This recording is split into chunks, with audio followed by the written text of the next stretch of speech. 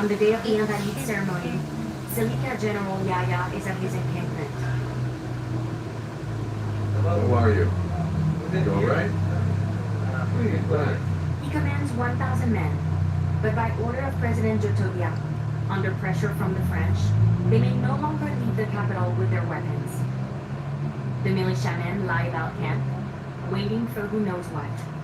The general cares for the injured.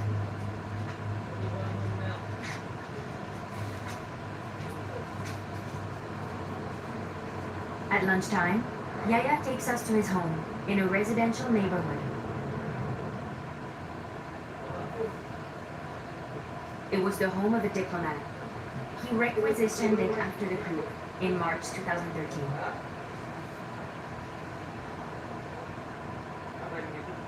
My two children are here, Ali and Yoel. Their mother is Christian. What are we going to do if Christians and Muslims are separated? On the television, the ceremony at the Invalide.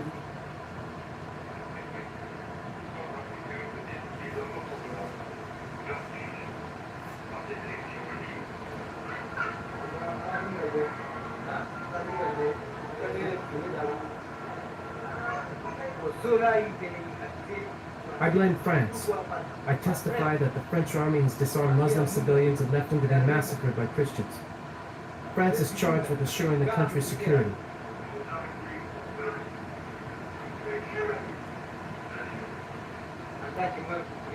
That they then allow such things to happen is not right.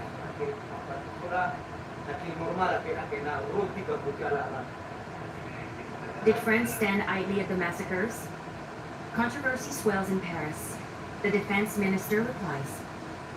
We are heavily involved in what I call impartial disarmament. Impartial disarmament means that ex-Saleka and former anti-Balaka must lay down their weapons, and they will then receive protection. This also precludes reprisal or retaliation by any one group on another. There are extremists on both sides who prey upon the Central African people regardless of denomination. Impartial in principle, but by the reality on the ground. Corporal Rombo is now camped on the outskirts of Bangui, in an abandoned school, 100 men.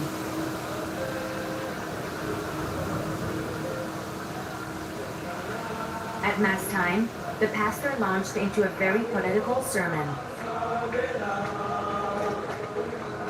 Lord, hear our prayers. God is the protector of what?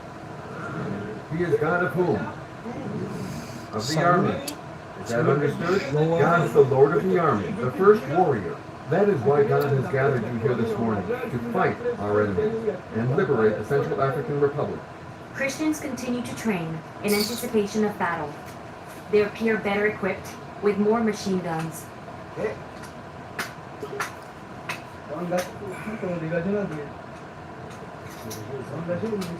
This man is Lieutenant Corporal Rombo. Remember his face. Not gonna happen. During the day, a detachment of the French army performs reconnaissance on Corporal Rombo's base. It's fucking hot. Can't even breathe. When our camera appears, it's uncomfortable. The conversation is halted.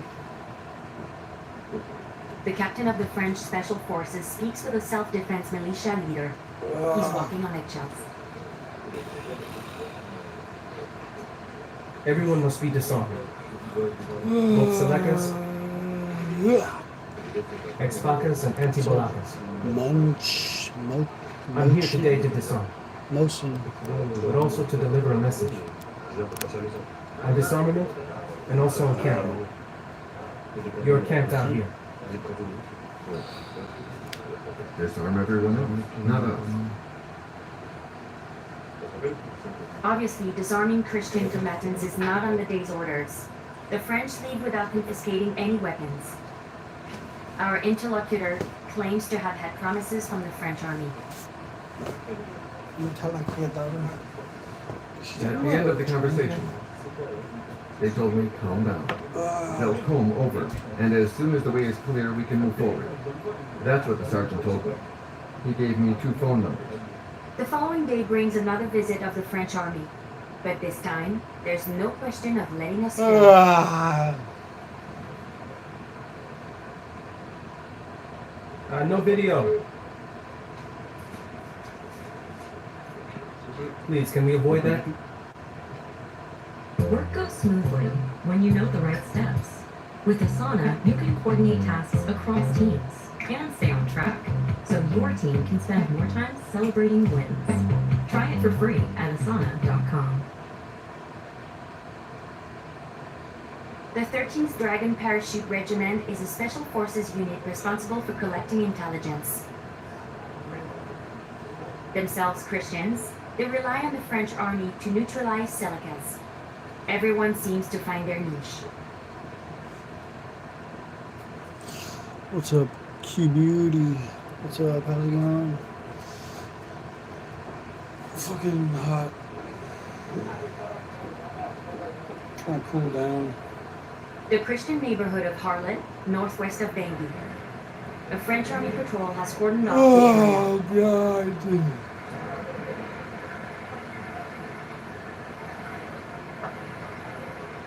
Oh god. After reconnaissance with the population, about 200 meters in that direction, we understand there's a rebel group that has been causing terror at night. They're well stocked with arms. Qui détient pas mal d'armement. We showed the French army the Salika Muslim house. Well, we showed the French army the Seleka Muslim house to help them do their job. That's all. However, the informant is not quite a local. Remember, this is one of the men we crossed on Corporal Rombaud's base. Read one verse in the Bible. Christian fighters direct the French army to flush out their enemies.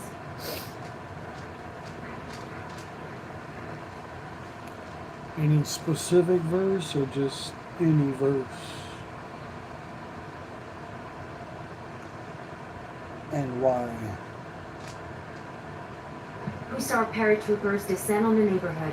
Everything is deserted. The population has fled.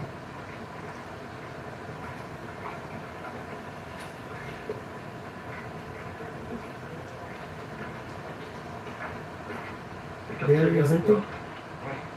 Indeed, which indicates the presence of potential enemies. La présence d'adversaires potentiels.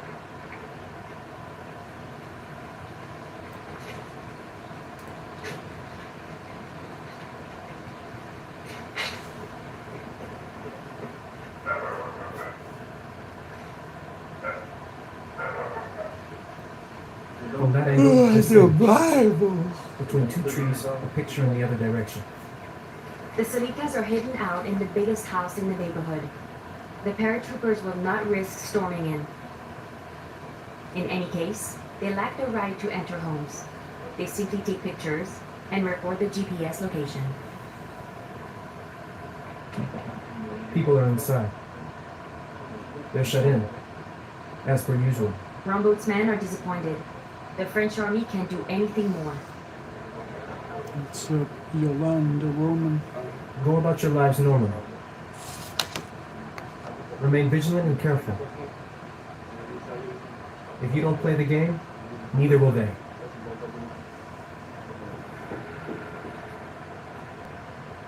Back to the camp of Christian fighters near Bangui. Corporal Rombaud makes a call to a French army warrant officer.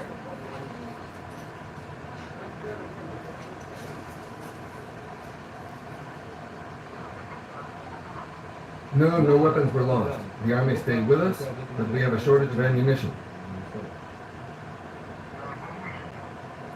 Can we meet today or tomorrow? Well, okay, I'd like to meet in the afternoon. I have a lot to tell you. Okay? Yeah, thank you. Okay, talk to you soon. The meeting takes place on the Corporal Rombaud's base, away from cameras. We were not allowed to attend.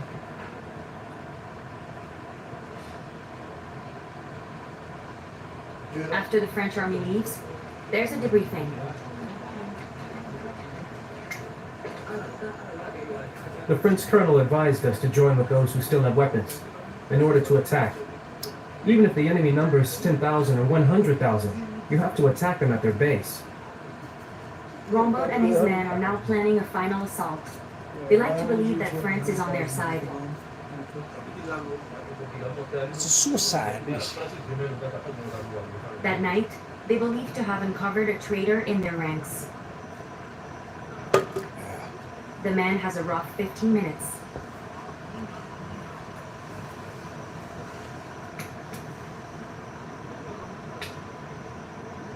As punishment, he must attend dinner with the leaders. During the evening, he will be executed without any form of trial.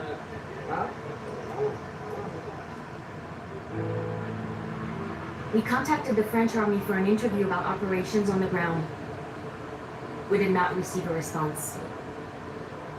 Between the Christian majority and the Muslim militias that jockey for power, impartiality appears difficult to maintain.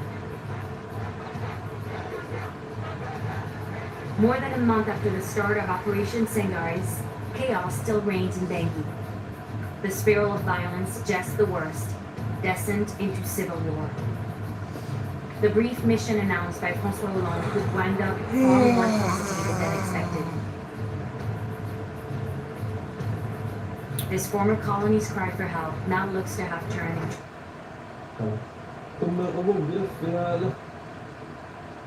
You want ads that drive results. That's why we built Roku Ads Manager. Sign up at ads.roku.com. Don't like sharing your pint? Then share the new Scoopapalooza. If you don't want to share your Ben & Jerry's, We're not. الشخص من هذا يجي ثم أظن بلف فيها لف بعدين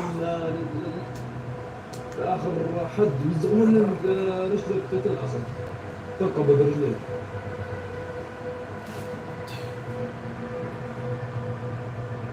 حتى رجليك تورم وتستطيع أن تقف عليها.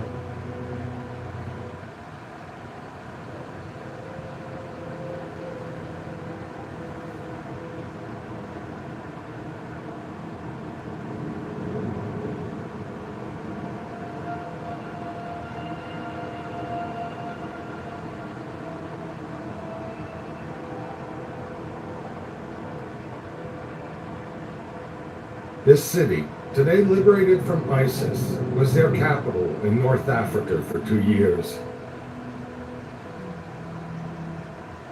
In its ruins, this young Libyan fighter has made an exceptional discovery. احنا اشتباكات مباشرة مع الدواعش فوجدنا هذه الأشياء بالصدفة كنت أنا أعمل على تصفح هذا الديسك لقيت مستندات وأوراق على متفجرات صنع ألغام صنع تفجير عمليات مفخخة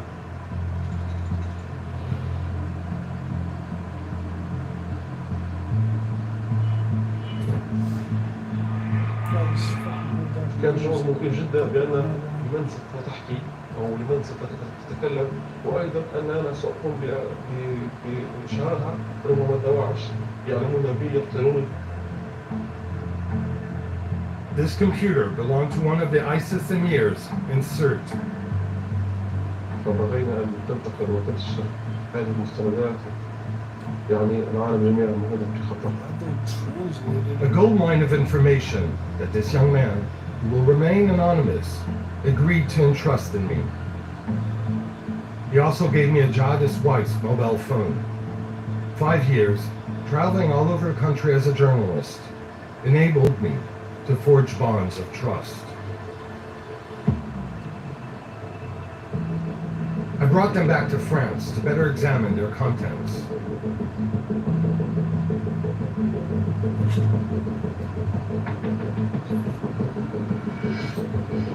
What do these new documents tell us about the workings of the Islamic State, about its institutions, its military and terrorist goals? For the first time, these sources enable us to discover the secrets of the so-called Islamic State and to sneak inside the head of the monster.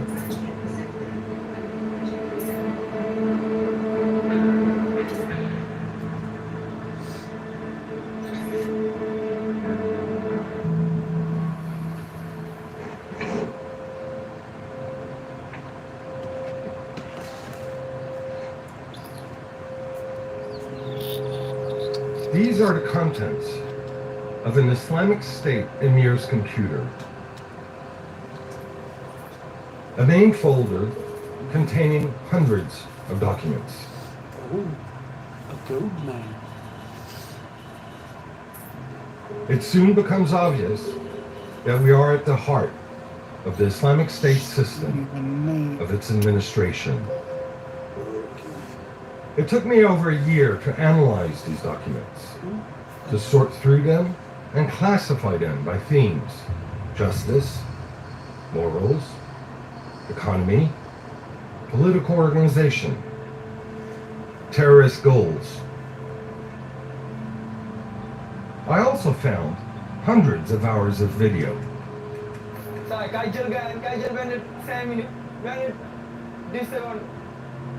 These images were filmed by the jihadists during the entire period of their occupation of the city of Sirte. Videos that were meant for internal broadcast only.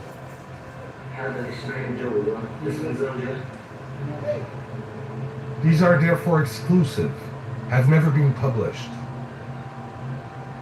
In addition to these documents, this mobile phone of a jihadist's wife. Her name is Fatma. She is Syrian. She joined her husband, a fighter, under the emir. Yeah, I feel that. Directs orders in Libya. I don't sleep at this moment. It's too damn hot for all that. I need a nice cool house to sleep in.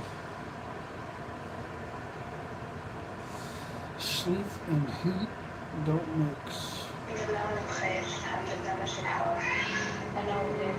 The daily life of a fighter's wife. These exclusive sources reveal a very elaborate system of governance between brutality and meticulous bureaucracy. They bring to light the terrorist strategy, a system for training suicide bombers and recruiting foreign jihadists. And above all, they show how and why this terrorist group repeatedly rises from its ashes. The story of this hard drive and phone began here in Sirte, a Libyan city located 200 miles from Europe. ISIS' self-proclaimed capital in North Africa. The jihadists ruled this city for 2 years, from 2015. Is that a projector or a TV? Mohammed Ali fought against them, TV. facing death daily for 7 months to end their occupation of Sirte. هم خشوا في الأول عطوه الوجه الحسن للسيطرة دواعش في سرت في الأول أظهروا الصورة الحسنة وينهم الطيبين How the fuck you وليس لهم streaming on ذكر YouTube? متطرف أو كذا. Hit live. The female All you do is you press go live, and then you're live all of a sudden. jihadist mobile phone we recovered tells the inside story of that period.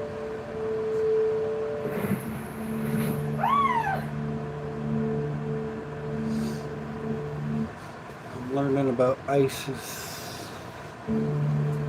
Some of her What else videos is show a new? family life similar to that of other Libyans.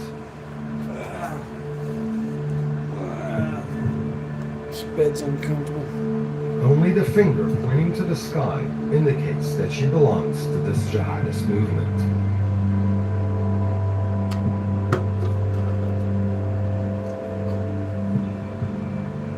هذه أمر الخيبة ماشي البحر في آثار تبدأ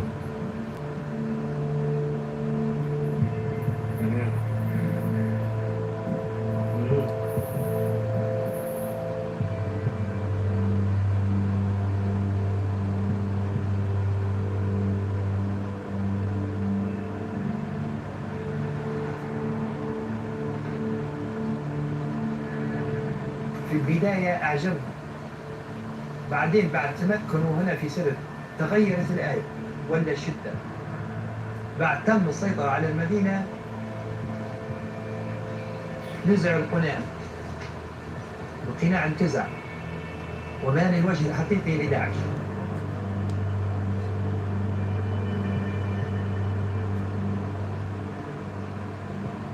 ISIS settled in Sirte Comedy. and installed 4 senior officials. It's a. You mean which do I prefer? I don't know. In the daytime, comedy. At nighttime, documentaries. So that's why I'm watching documentaries right now. Emirs. One of them lived here, where you can read no entry without authorization. If you want to check this one out on YouTube, it's called The Sick Mind of ISIS. He took possession of this group of Sorry houses. to make you keep sitting up just trying to engage. He was in charge of the Islam. No worries.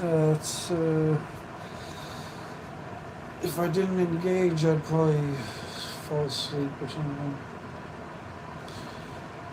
Which, you know, sleep is cool, but it's kind of too hot to sleep anyways, so might as well engage. Police, finances, and slaves. Engage. He had 4 wives and 7 children. Which On the one? bedroom walls, his youngest wife wrote him messages.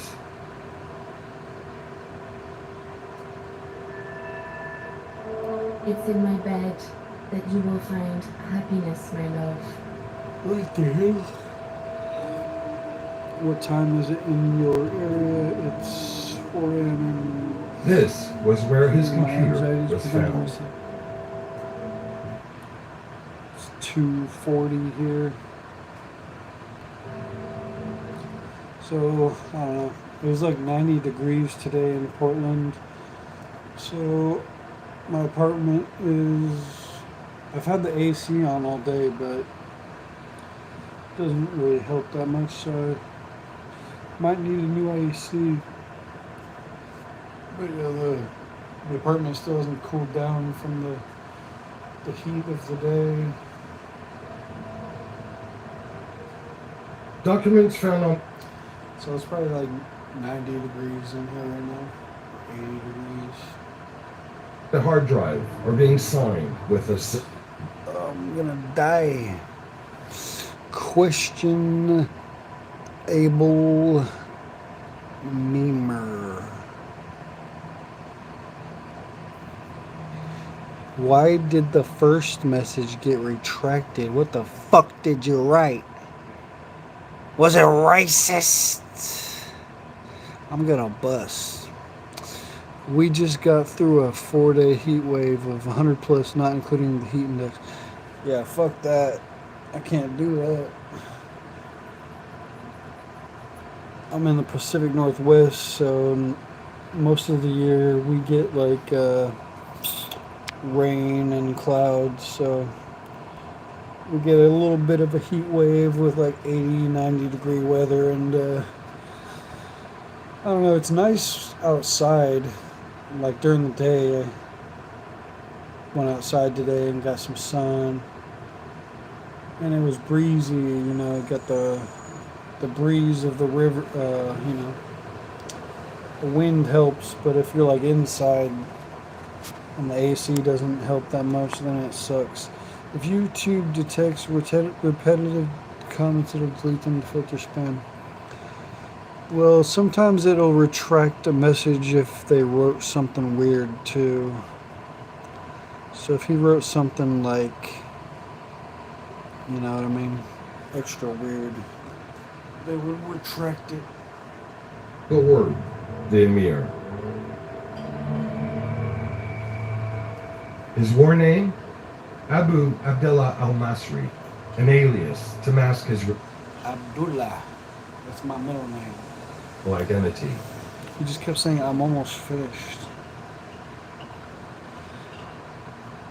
Well, he better finish, because if he doesn't finish, he's a fucking loser.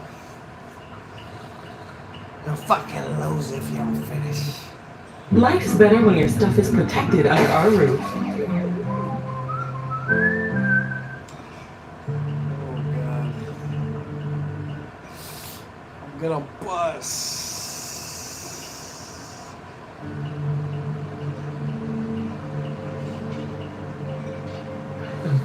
Use a towel هو شخصية خطيرة جدا كان. or sock or cat or dog. محمد عبد الرحمن اسمه الحقيقي ومصري الجنسية. It's too hot to brush my teeth. Is that a thing? Can it be too hot to brush your teeth? مولود في السعودية. What is YouTube all about? A cat? Here is one of the few existing photos of him. This shot was taken from this internal file of the Libyan intelligence services.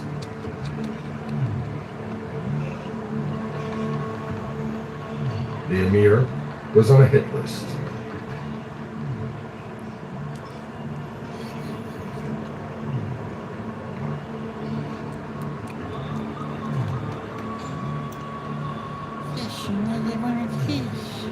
Before the war, Mohammed was learning to be a pilot.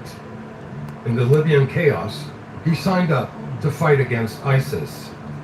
He participated in the writing of this report. تربط علاقة قوية بتنظيم القاعدة بأسامة بن لادن الصديقة المقربة لها أخو القائد بتنظيم القاعدة أيمن الظواهري. بداية تنظيم دولة الإسلام والعراق والشام بايع وكان من المجموعة التي بايعت البغدادي. LaCroix, like the sparkling water. رجل أوغل في دماء أهل سرد والليبيين، قتل كثير، كان يصفي مسؤول عن التصفية. يعني تسمع من القصص يعني ما يستطيعش إنسان يعيدها حتى على الملأ يعني خارج نطاق الإنسانية. For this jihadi veteran with a life spent underground, combat experience, a new chapter begins in his career. He will now rule over a territory with absolute power. That's a pretty original name. Yeah, I was trying to come up with an original name too. So I went with LaCroix. I don't know, it was just the first name I came up with. They stuck. Freddie Mercury. He set up his offices in the city center in this building.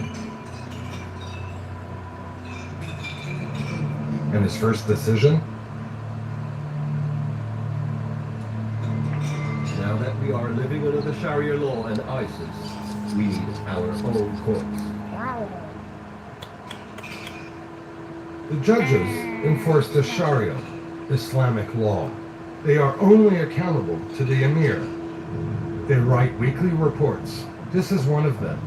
A list of offenses that could be found in any court. Cross. A fight over the ownership of a car. Theft. Debt. Yeah. It means the cross. La cross.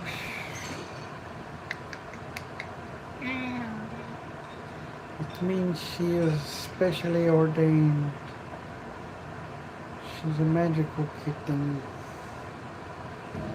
Real estate litigation. The punishment, on the other hand, is an interpretation of the Sharia law given by each judge. For alcohol consumption, 40 lashes and imprisonment. Violence towards others is punished by 3 days in jail. But towards a Muslim, the sentence is more surprising. 50 lashes under the eyes of the victim's mother and brother. Under the emir's rule, studying law is a felony. The judgment is re-education in prison. Cigarettes and alcohol are prohibited, Individual freedom is reduced, and regular consumers of hashish should beware. So I got my laptop and my TV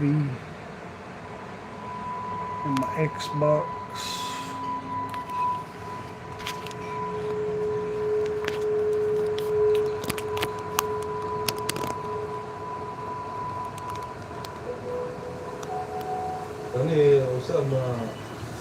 This is the same view that I used to stream for Meet Me, but streaming on Meet Me is kind of like dead these days. People don't even be on there really. That makes much more sense. Yeah. It's a weird setup. بس في عام الدوعش.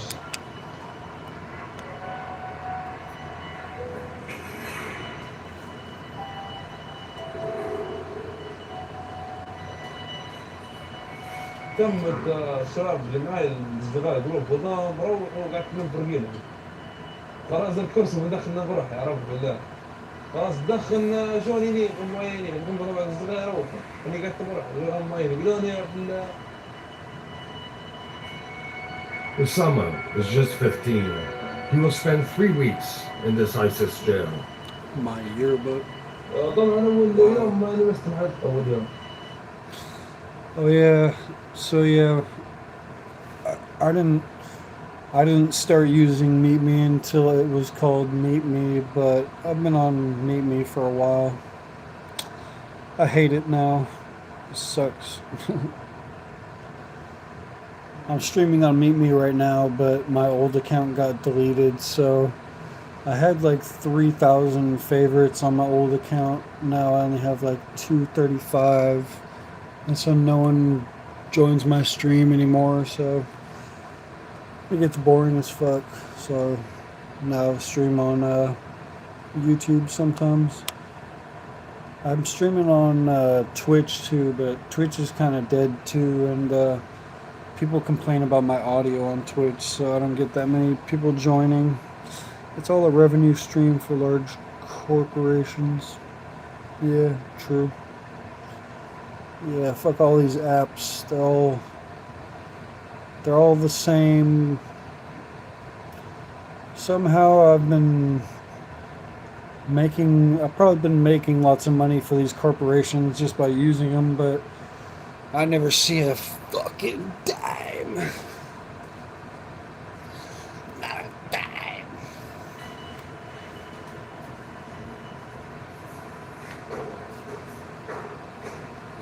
ثاني يوم أول بدت الرمول الأداء الفجة ودي يضربوني الماء لا رحم ولا شفقة بقى.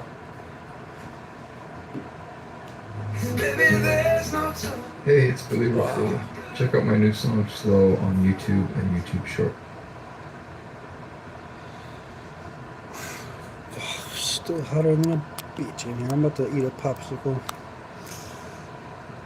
What demographic am I trying to reach? Like, what is my goal for my channel? My goal? I'm not trying to reach any kind of demographic, but YouTube is kind of cool because I get some like international people joining my stream sometimes, and it's like, so I guess that's kind of my goal, just to reach, you know, just to talk to people or whatever. Sometimes people from Africa will join, or different countries, and I don't know, just fun streaming. I don't really have a goal. It'd be cool. I mean, I guess I do have a goal. My goal is to get like monetized and have like a monthly income from YouTube. That'd be cool. Have some financial freedom. That'd be cool. So I guess I do have a goal. It's just not exactly easy to reach. But, you know, the more you stream and the more you interact with the channel or whatever, the platform, the better chance you have, I guess.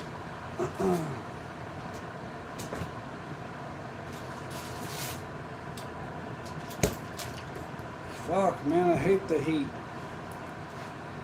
Smoke.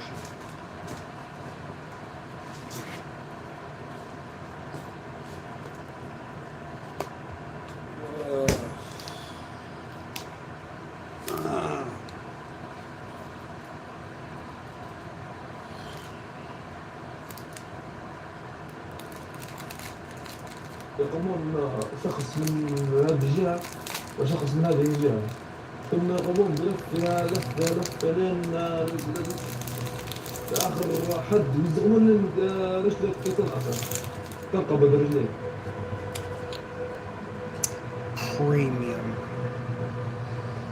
حتى رجليك تورم وتستطيع أن تقف عليها. Yeah. Pretty sure they'll won't get too mad at me.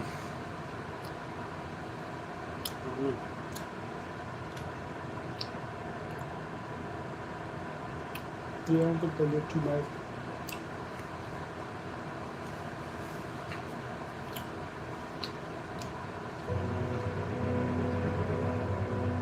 كان إحساسي إحساس بالألم وبالضعف مثل باقي الشباب. Slightly better. طبعا هذه الأداة الأخرى في التعذيب أيضا في هذه العصا هذه يقومون بوضعك وضع أصابعك هكذا، وضع أصابعك هكذا يقومون بتقليع أظافرك بالمبرد وعلى آثار الدماء الدم يمتد، وهذا آثار اللود الدم كانت على آثار التعذيب. So you can't hear what this dude was just saying because it was in Arabic, but he was saying ISIS made them put their fingers down on the floor like this, so flat on the floor, and then they would take like a nail, like one of those things you use to like pick up nails, like a nail that's been hammered in. So they're using one of those picks to fucking take their fingernails out. Hobbies?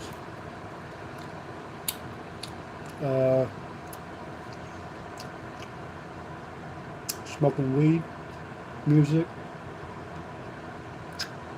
going on walks.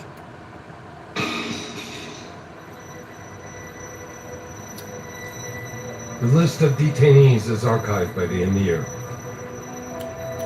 It attests to the massive repression carried out by the Islamic State. Hundreds of names. كثير من الشباب توفيوا من تحت تعذيبهم. Their words, engraved on the wall, still haunt the place.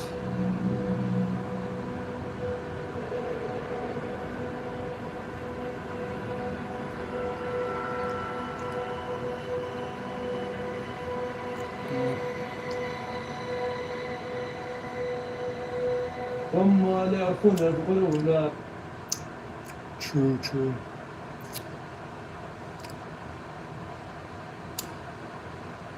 I'm always trying to work on my mental fitness. صدق ولا رحمة لأنهم خوارج العصر.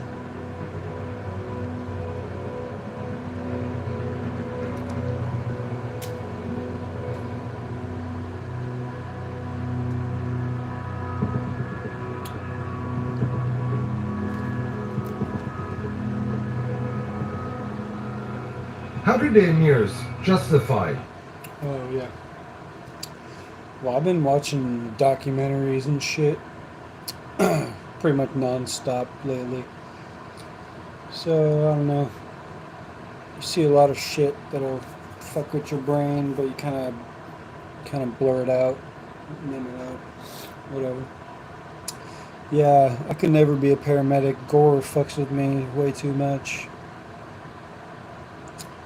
I fucking I got my nose pierced, both my nostrils pierced at one point, and I passed out from getting the second one pierced.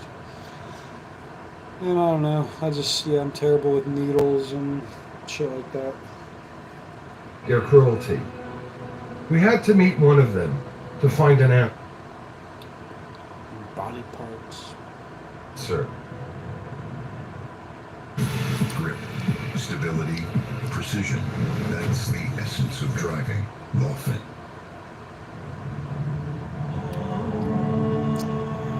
The meeting happened 2,000 miles from Sirte in Turkey.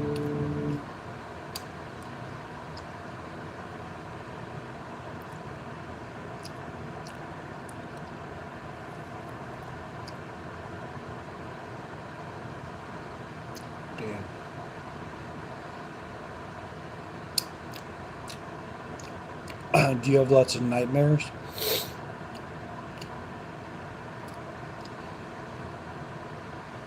I had a nightmare last night, and it prevented me from. It was one of those weird ones where I kept waking up and going to the bathroom, and then I would go back to sleep, and I would re-enter the nightmare.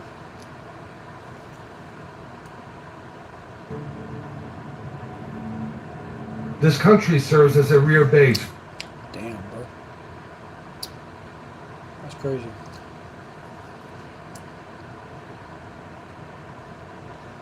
I never had that.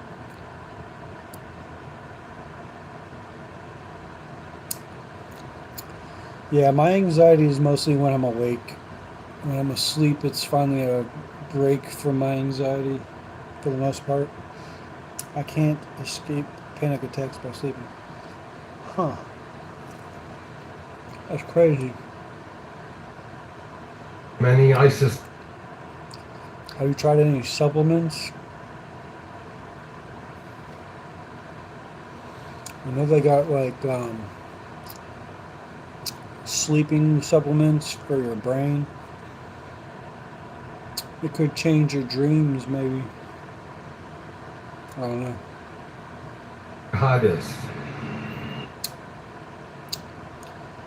I was thinking melatonin, but that's kind of like basic. They got like stronger shit for sleeping. Among them, emirs and warlords who live in hiding. After months of negotiation, one of them agreed to meet with me. He's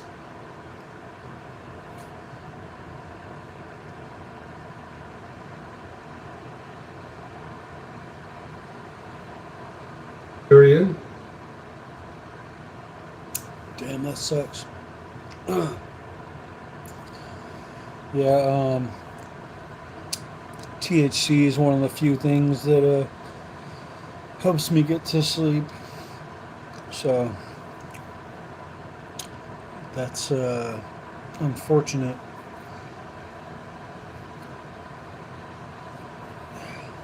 What the fuck?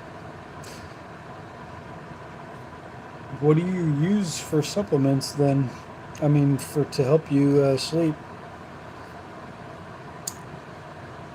At the time of our meeting, that would suck. You got anxiety and fucking can't even use weed to help.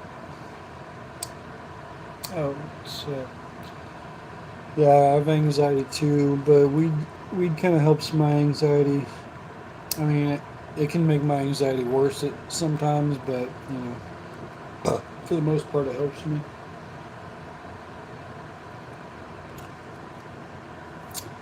Goddamn. was wanted by Western intelligence services. Since then, he's been arrested. كان عامل بالذات أمير عسكري. كان تحت إيدي 1800 مقاتل. Yeah, I don't have many good methods for sleeping, you know what I mean? I pretty much watch a documentary until I watch documentaries till I'm bored and feel kind of tired, or sometimes I'll go on walks until I'm a little tired.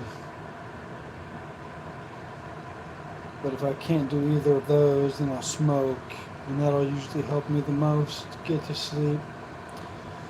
But since I can't smoke, The only thing I can really do is like lay there. Yeah, it's just a solid piece of ice.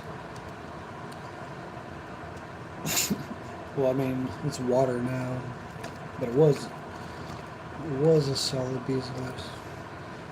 Now it's just an ice pack kind of thing. أنا بتركيا صار لي أشهر بس داخلي جو التنظيم. This emir from ISIS is 34 and has occupied a very high position within the organization. معاملتنا مع الناس اللبنانية كانت صارمة بس على حق. فالعالم اللي كنتوا معاهم قال إنه اللي يسرق لازم يسامحه، لا ما لازم يسامحه، اللي يسرق لازم تنقطع أيده.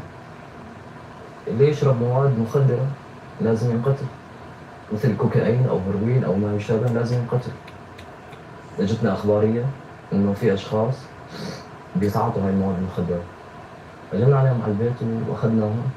طبعا كلياتهم ربطنا إيدينا، طمشنا عيونهم، نزلنا رؤوسهم وقتلناهم واحد واحد. أنا 6 أشخاص، يعني 6 شباب كل واحد على واحد. شخص سوى شيء بطفل صغير لواطن، هذا يستحق القتل. ما قتلنا بالإيد، طلعناه على بناية عالية، إذا بتعرف بناية عالية وزتيناه من فوق نزل لجوا. اللي بيساوي شغلات حرمها رب العالمين لازم ينقتل.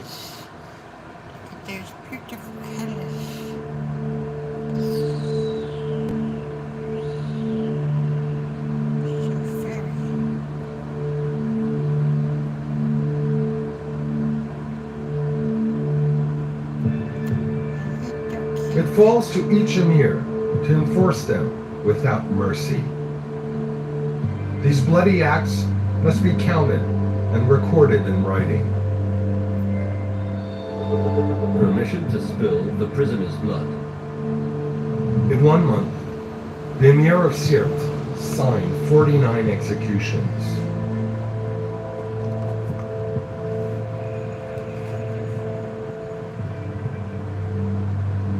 Some sentences were carried out in public on this square. Man, thank God I'm not living in Africa. It's fucking fucked over there. Cat kisses are so rare. She better love me. She better love me. It's her job to love me. She's a certified emotional support animal, so she's got a hard job to do. Do I do Discord? Nah. Never figured it out. The emir had them filmed by his services.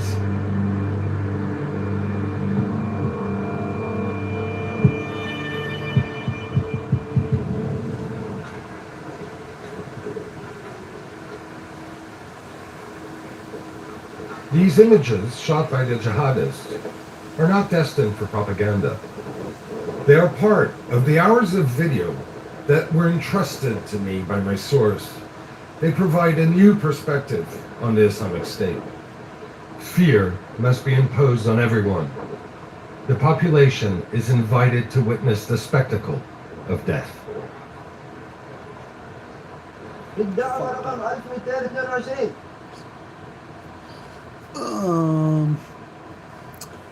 Yeah, well, they recently deleted my Facebook and my Instagram because they were both connected to each other. So I had to make a new Instagram recently. But I'm also on Snapchat at I'mATrip_Pacific. I'm on X. I'm on X, YouTube, TikTok. So I'm on TikTok. But yeah, I'm on Snapchat. But yeah, they deleted my Instagram and Facebook, so those were my main socials right there. So they deleted those. But I'm still on TikTok, YouTube, and what's my Twitch? I think it's I'm a trip _Pacific. No, it's I'm a trip Pacific with no underscore. Hello, feller. What's up, Miss Trophy? But yeah, my on Twitch, I need to get a new microphone because my microphone is built into my camera, so people say that my audio isn't the greatest, especially for like playing music. When I'm talking, apparently the audio is okay, but the music, nah.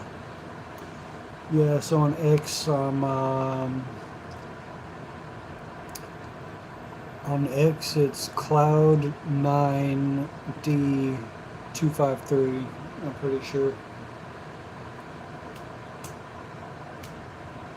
If you want to follow that one.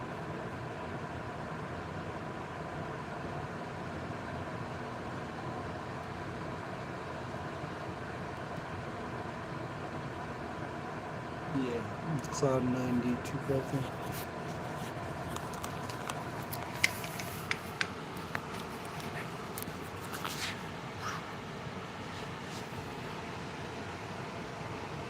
That's my handle. Cloud9D253.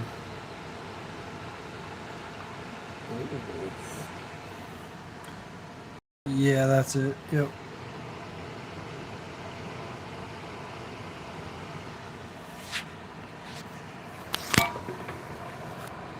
And I don't have that many followers on. I did have like 700 followers on X, but then like I think a lot of them were bots because like 300 got deleted in one day. But now I got like 400, so getting back up there, man. وجه المدعي الشرطة الإسلامية على المدعى عليه عمر ناجي شريف. حكم القاضي ثبت لدينا أن المدعي عليه سب دين الله ووقع في الزنا 4 مرات وعليه حكم عليه بالقتل ردة.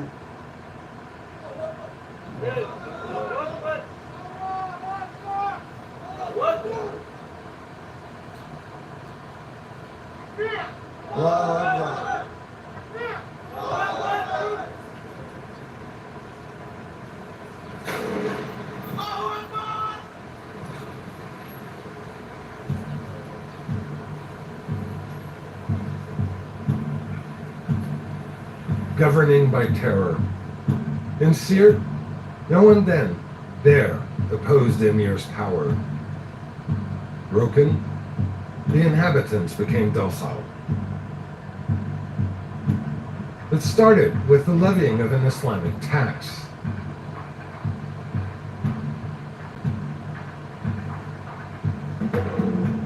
The jihadists listed each business with a number, painted it on the front of the shops, surrounded by the Islamic State seal. On the hard drive, thousands of receipts, meticulously ordered, indicated the name of the jihadist collector and the amount collected. Most zealous among them was Abu Abdelrahman.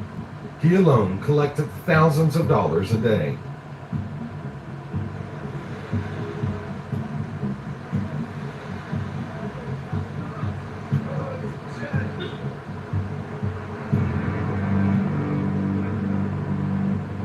ياخذوا المال قديش عندك ياخذوا فيه عليه في نسبة. Crazy world we live in. Alright, for sure. No worries. I'm not on X too often. I get on there sometimes and repost a couple of things. المحلات ما عادش تمشي لخزينة الدولة، تمشي لخزينة الدواعش. عندهم دايرين نظام قوي دايرين فرض الجباية وديوان الحسبة يشتغل ليل نهار ويلم فلوس.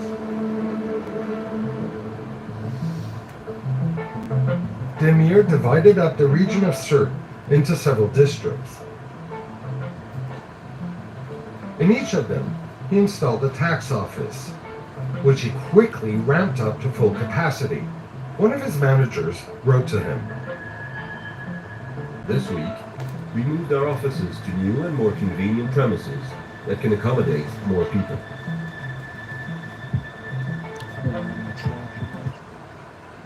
Yeah. Books by the foot, achieving your vision 12 inches at a time. I don't know, my algorithm is kind of weird on X. I get a lot of, I don't know, I guess I'm following too many of the same type of people on X.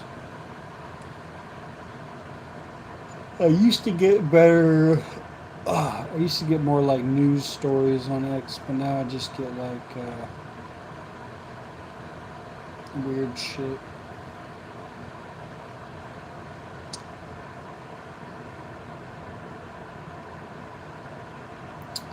It's pretty violent too. You see a lot of gore shit on a lot of gory shit on X.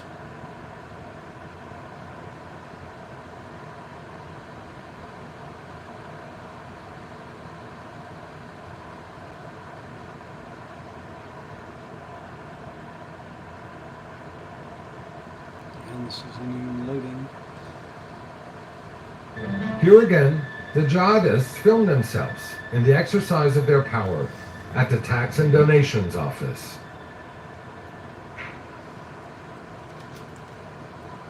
No need for weapons. The population has understood the penalties for tax evasion. A young, barely trained jihadist acts as a tax collector.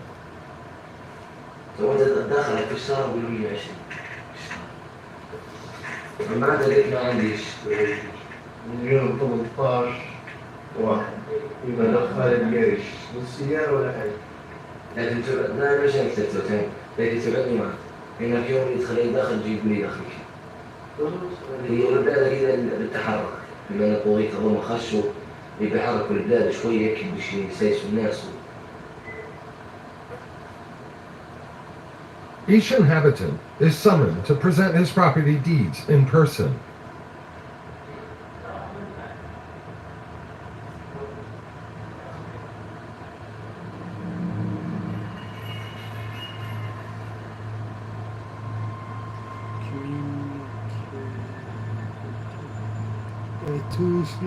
Any person in possession of administrative documents that are not signed by the services of the Islamic State will see these refused.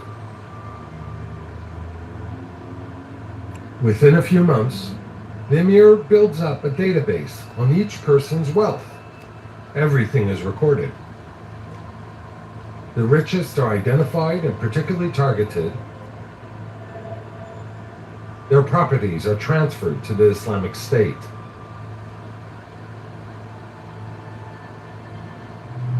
Tax collection gives way to systematic looting.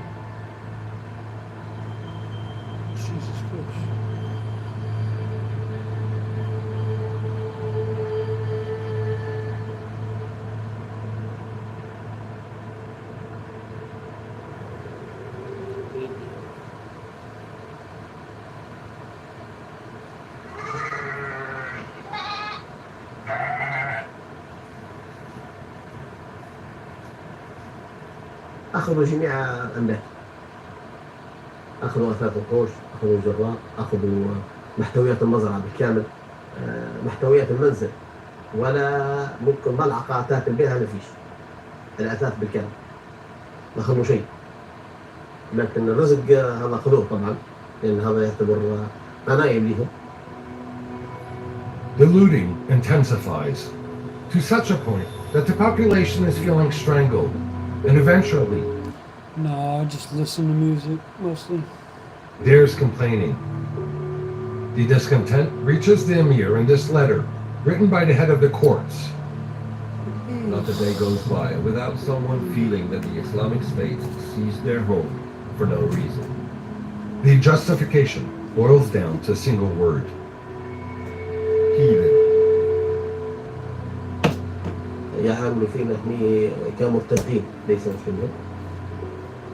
أنا أصلا الحمد لله إني مسلم، ومذهبنا مذهب واحد مالكي، وحاجين بيت الله كلنا مسلمين ونعرف الإسلام. لماذا نكون بهذه الطريقة؟ يعني ما فيش داعي. What's up, Felipe? I might try and lay down again. It's 3 o'clock now. ياخذوا في أدوات من كل الجهات، تاجروا في البشر، تاجروا في المخدرات، تاجروا في السلع الممنوعة مدعومة محليا ودوليا. يعني يسيطروا على مناطق أعطتهم أموالا. It's called The Sick Mind of ISIS. Check it out. تضر الأرباح.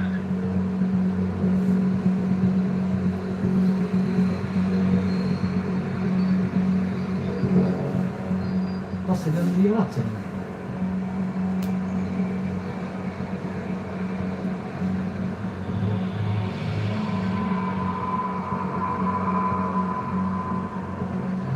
During a fall of Sirte, part of this wealth was found in the emir's office. This loot is used to recruit and retain jihadists who live comfortably. Just chilling. Yeah, just bullying, man. Like Fatma, the jihadist's wife whose cell phone I recovered. She celebrates birthdays, although feasts like these are prohibited by the Islamic State.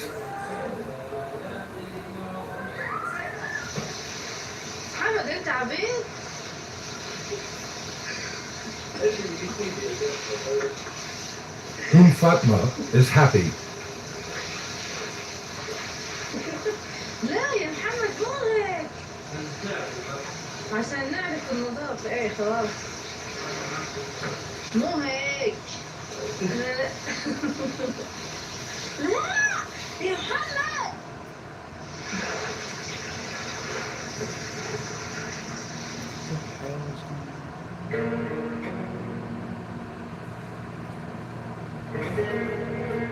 ISIS can be generous with its troops.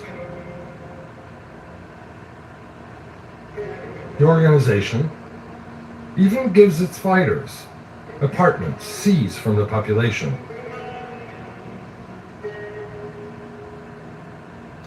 180 properties belonging to unbelievers have been requisitioned by the Islamic State.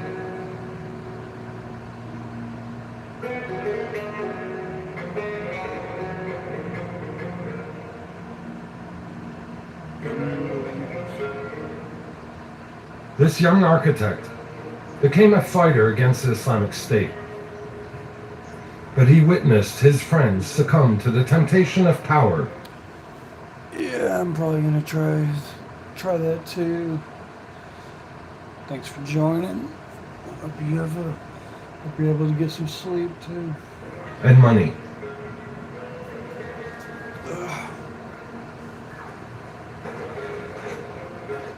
Let me guess. You're thinking about going to therapy. And as a therapist myself, of course I'm going to say that's a great idea. Oh, shit. أعطاهم يوم الأراضي وأعطاهم الشقق والمنازل وأعطاهم حتى النساء يعني.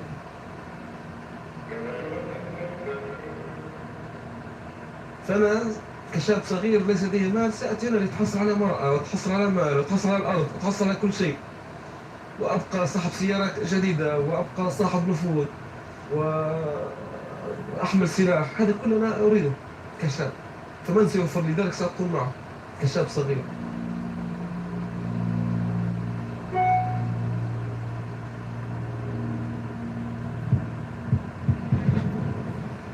Can we have you say something now? Do it. Do the whole recording. Yes, As a result, 3,500 fighters came to Sirte with their children. نبايعوا لخليفة المسلمين لخليفة المسلمين.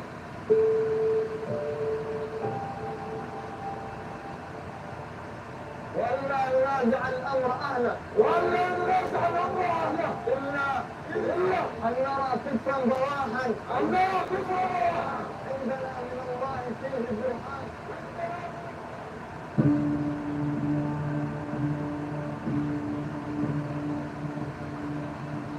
The authorities paid these young jihadists a salary.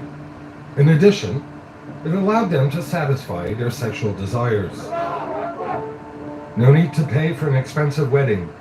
The emir lets them live out their uninhibited sexuality. Although he officially advocated abstinence, the number of marriages and divorces increased.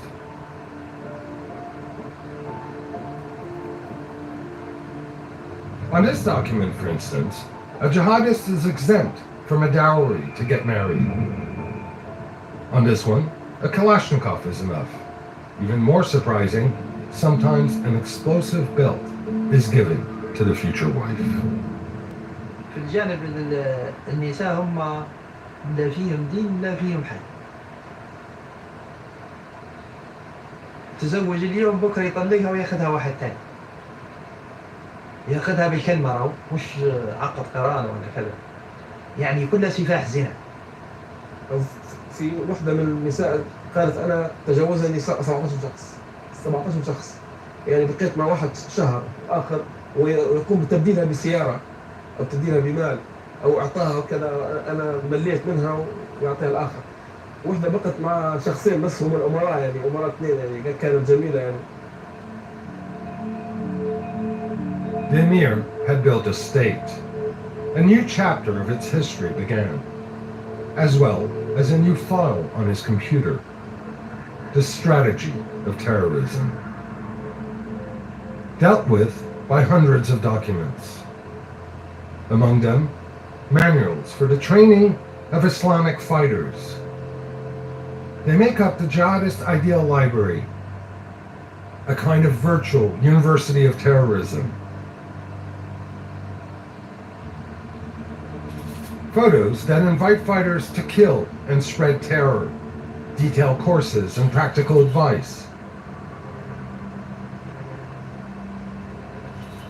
The location of the U.S. consulate in Jeddah, Saudi Arabia, hit by an attack in 2004. Some documents are written by members of the Islamic State. Others date back from the time of bin Laden and have been updated. This one, divided into several volumes, explains to suicide bombers how to make a bomb from everyday materials. For example, barbecue lighters transformed step by step into an explosive material. This material can be used to make a bomb. معاجين داخل الأسمدة زراعية، محاليل طبية، بطرق تدريب سهلة جدا بالنسبة لهم، يعني بدون أي وسيلة في يديه يستطيع أن يسخر مفخخة، يعني من الأشياء الموجودة في السوق المحلي في الدولة نفسها. وهذه أكثر شيء أثعبتنا، يعني ممكن يطلع من دولة لدولة بدون أي انتباه لجزة الأمن، ثم يدخل الدولة الثانية فيستعمل ما هو موجود في السوق المحلي. These courses are precise and structured. They rely on scientific data, as here, with the impact of a bomb and its shockwave. How to choose the right vehicle based on its weight and the quantity of explosives. To turn a building into rubble.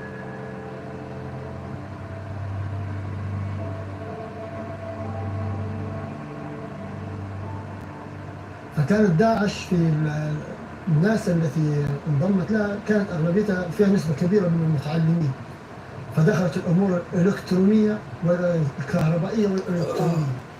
فهنا هذا الأمر ازداد من خطورة المتفجرات.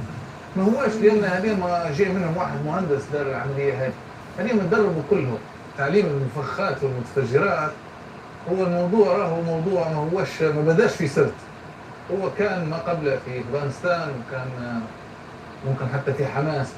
بدأت الحرب هذه موجودة بعدها في العراق، الغام اللي يزرعوها للجيش الأمريكي، فلوجة من فلوجة والأماكن هذه، وبعدها تدرج جيل ليبيا يعني. لكن الموضوع مش جديد عليهم، ما يستغلوش فيهم يعني. ده جيل بعد جيل، كل واحد ياخذها وشوي يجيبها.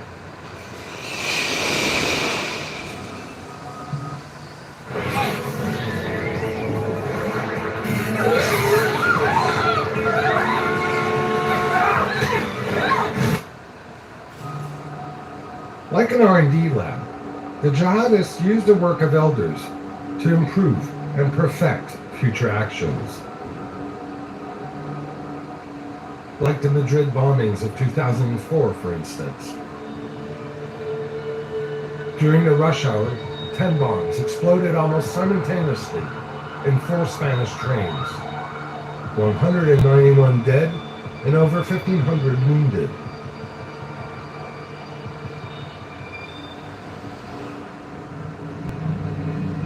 "13 years later in Libya, the Emir's file still refers to it. Detailed study and concise analysis of the Madrid attacks and the mistakes that were made. The study is exhaustive.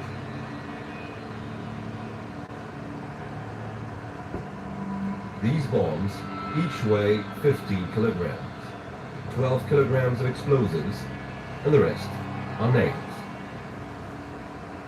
The number of dead is not enough for the author of this report. Mistakes were made, and we should dwell on them to teach future generations how to avoid them. As for example, a fault that seems banal.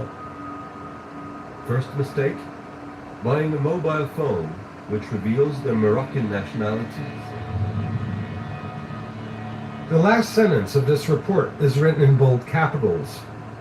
In it, the jihadist expresses all his rage and hate towards the West. Blood on blood, destruction after destruction, and what follows will be stronger and more bitter thanks to the Lord. This weapon, which only we possess, is called the jihadist. He is intelligent and ready to die so as not to miss his target. The armed branch of the Islamic State, blind young people ready to die for a cause without a full grasp of its ramifications.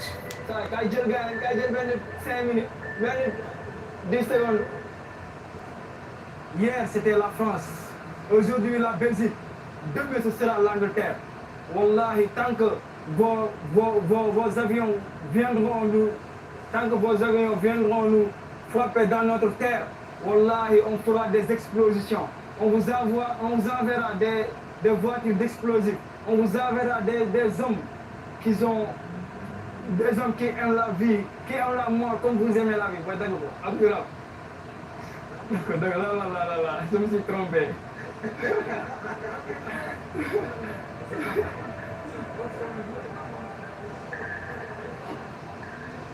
فبعد ما صار التفجير وعرفنا وشفنا انه هيك سووا المقاتلين، صاروا عناصر التنظيم اللي معي بدهم يروحوا على مناطق على ليبيا، يطلعوا من ليبيا على مناطق اوروبيه لحتى يساووا نفس ما عم يساووا المقاتلين اللي عم يفجروا بلندن، بباريس او بامريكا او بغير مكان. تنظيم واحد بسوريا بالعراق بعناصر تنظيم سريين بباريس بعناصر تنظيم بليبيا. It's not just about killing. Even a failed attack spreads terror in the targeted country and forces it to spend heavily on its security. This is economic terrorism, illustrated by these documents. An analysis of an attempted attack in 2009. A jihadist managed to embark on a flight from Amsterdam to Detroit with 80 grams of explosive hidden in his underwear. The explosives caught fire without exploding. For the jihadists, this failed attack is a success. An action that only costs $300 can destabilize a big country. It will force airlines to spend billions to protect themselves to avoid our action.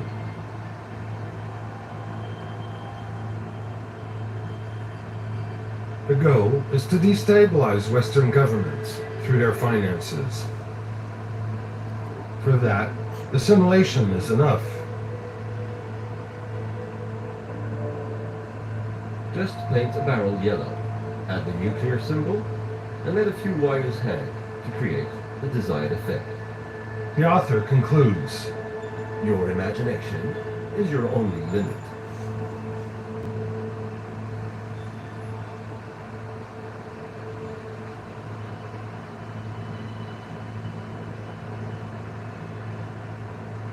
But the war isn't only going on in the West.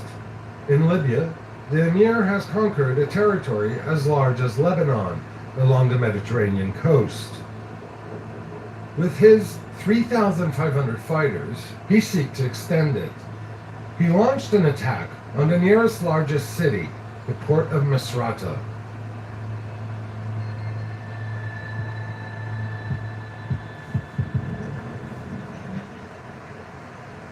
On this internal video that we've recovered, 3 jihadist cars attacked this checkpoint that marks the entrance of the city. Misrata is the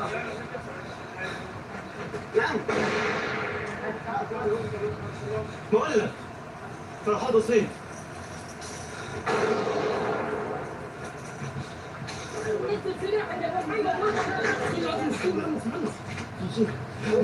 A jihadist is wounded.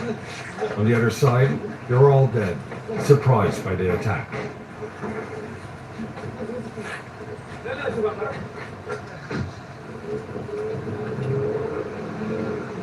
جت سيارة مش متوقع فيها ناس أصحاب أعزاء لي كاينين فيها الكتيبة 154 هذه في ذلك الوقت. هم مكلفين بحماية الطريق المؤدي إلى الجنوب من طريق إلى الجنوب. في هذيك اللحظة أن التام نصرتها حتى تتحرك إلى آسيا والقضاء على داعش.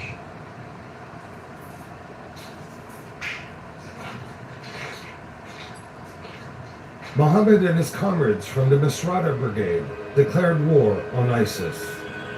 It lasted 8 months and left 700 dead and 1,600 wounded. December 4th, 2016, this is the final day. The Misrata fighters then encircled the jihadists, who still hold a dozen houses.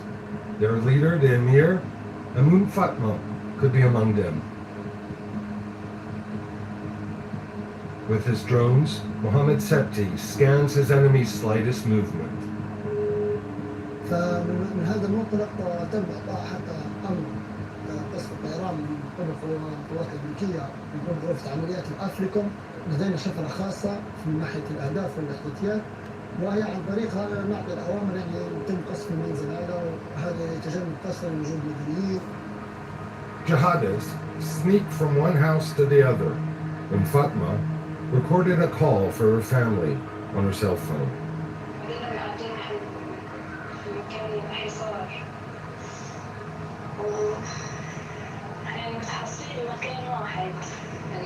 زوجي مين بيعرف انه محمد قتل؟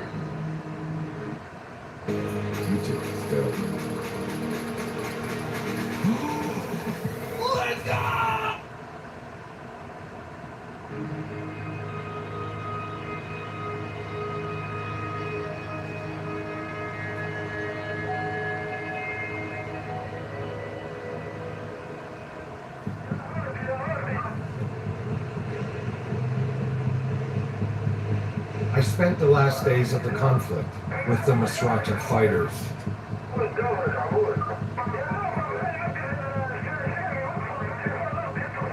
I followed Emma, the young architect, to the heart of the fight.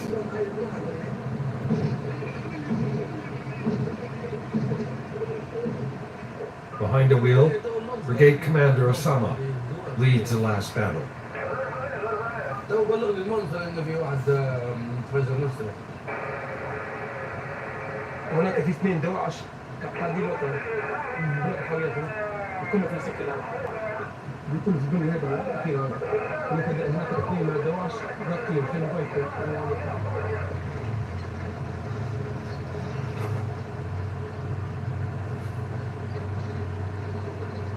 عاملين خندق في الأرض قاعدين فيه هناك خزانات زي مياه هذه شفتها زاد المياه فاضية يعني يسموهم بالقناط هناك كما تشوفوا تضربوا مكان تحت يعني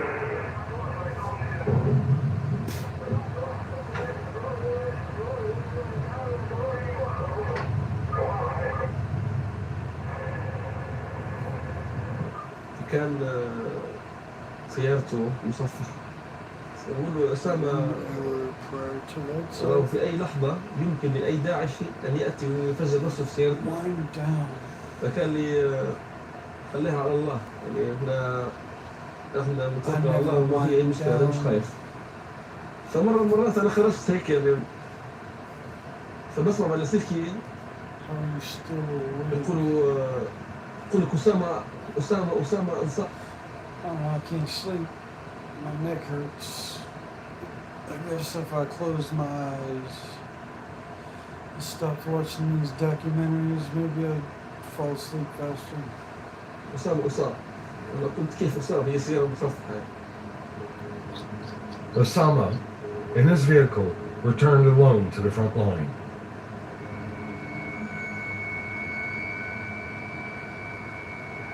Oh shit! Holy shit! Dude just got exploded. Returned alone to the front line. Dude just got exploded. Oh my god. ففهمت في اللحظة أن كان في داعشي موجود في المنزل ذهب لسيارة أسامة وفجر نفسه في سيارة أسامة فلقيت أسامة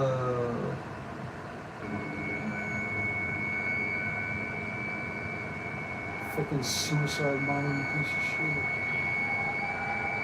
ففهمت في اللحظة أن كان في داعشي موجود في المنزل ذهب لسيارة أسامة وفجر نفسه في سيارة أسامة فلقيت أسامة كان الاثنين يعني رجل مبتورة رجل وحدها ورجل الأخرى يعني شبه مبتورة يعني حالته كثير صعبة يعني.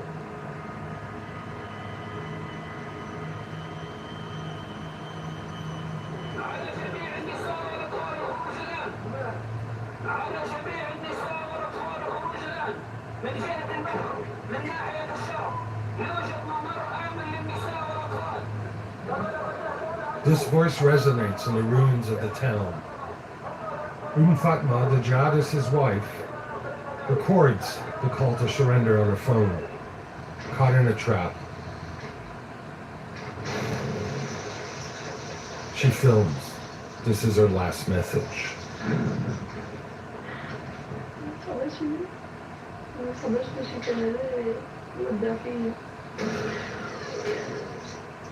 حالك انت كيف صاحبك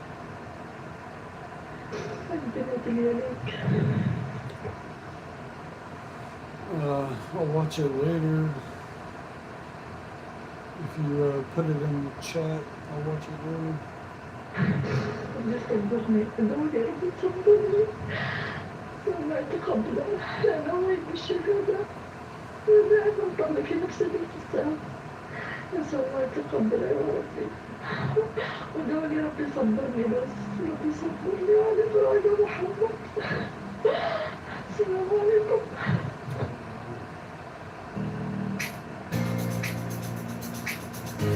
Craziness.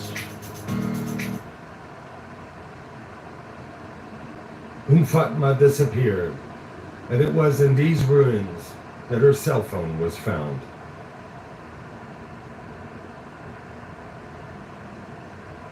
Some jihadists allowed their wives and children to flee. One of them kisses his boy for the last time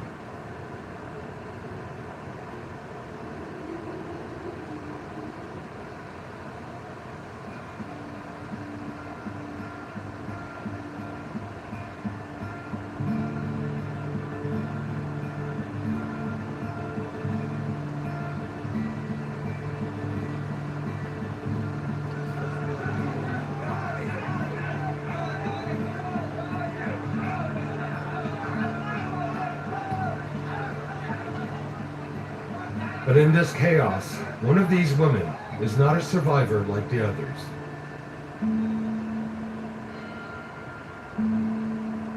في لقطة جت مرأة منظمة. أول ما وصلت للشباب بيطلعوها فجرت روحها.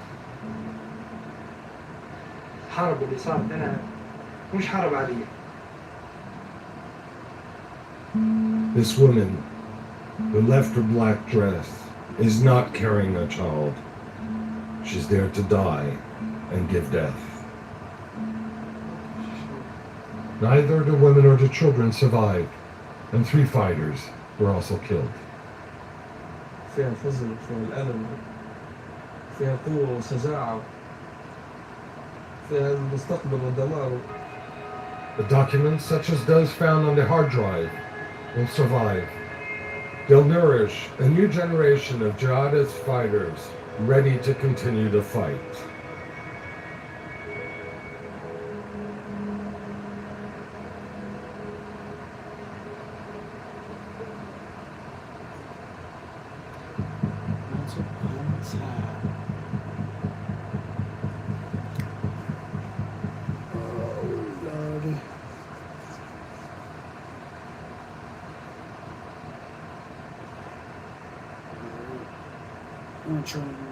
About the banking system in Japan in Japanese. It's not published in English. It's only published in Japanese in Japan.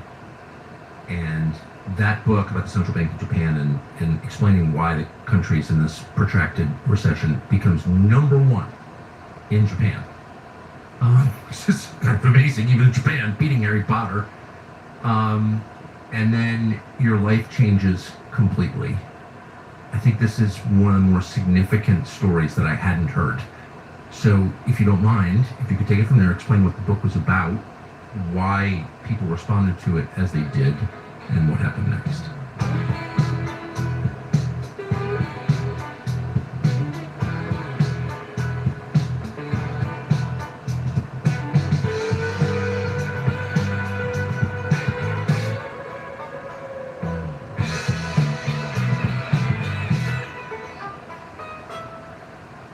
Right. Well, it's a bit of a detective story. I was economics at the LSE, was at Oxford working on my graduate work and doctorate in economics. And Japan was actually really posing some major puzzles that the world couldn't explain and economics couldn't explain. All the world famous experts could not explain. And for some reason, I decided, okay, I want to solve all these puzzles. When really digging into it, it transpired that maybe I've bitten off a bit more than I can chew. All the experts were shaking their heads and telling me, you know, oh, give up, you have to change your topic. You know, there's no solution to this, and you will never find out. So one of the puzzles was, yeah, I was about to ask, what was the puzzle? Well, there's several, but one was a concrete puzzle. I was just doing an internship at Deutsche Bank in Tokyo at the peak of this fantastic stock market bubble. Well, it wasn't called a bubble at the time, you know. At the time they were just saying this is Japanese productivity and, you know, this is all, it's going to go up more and more and more. You know, it's only afterwards when they sort of point out, oh, well, okay, that was a bubble. So in this bull market, Japanese, stock market 1989, and there were some problems with the official story.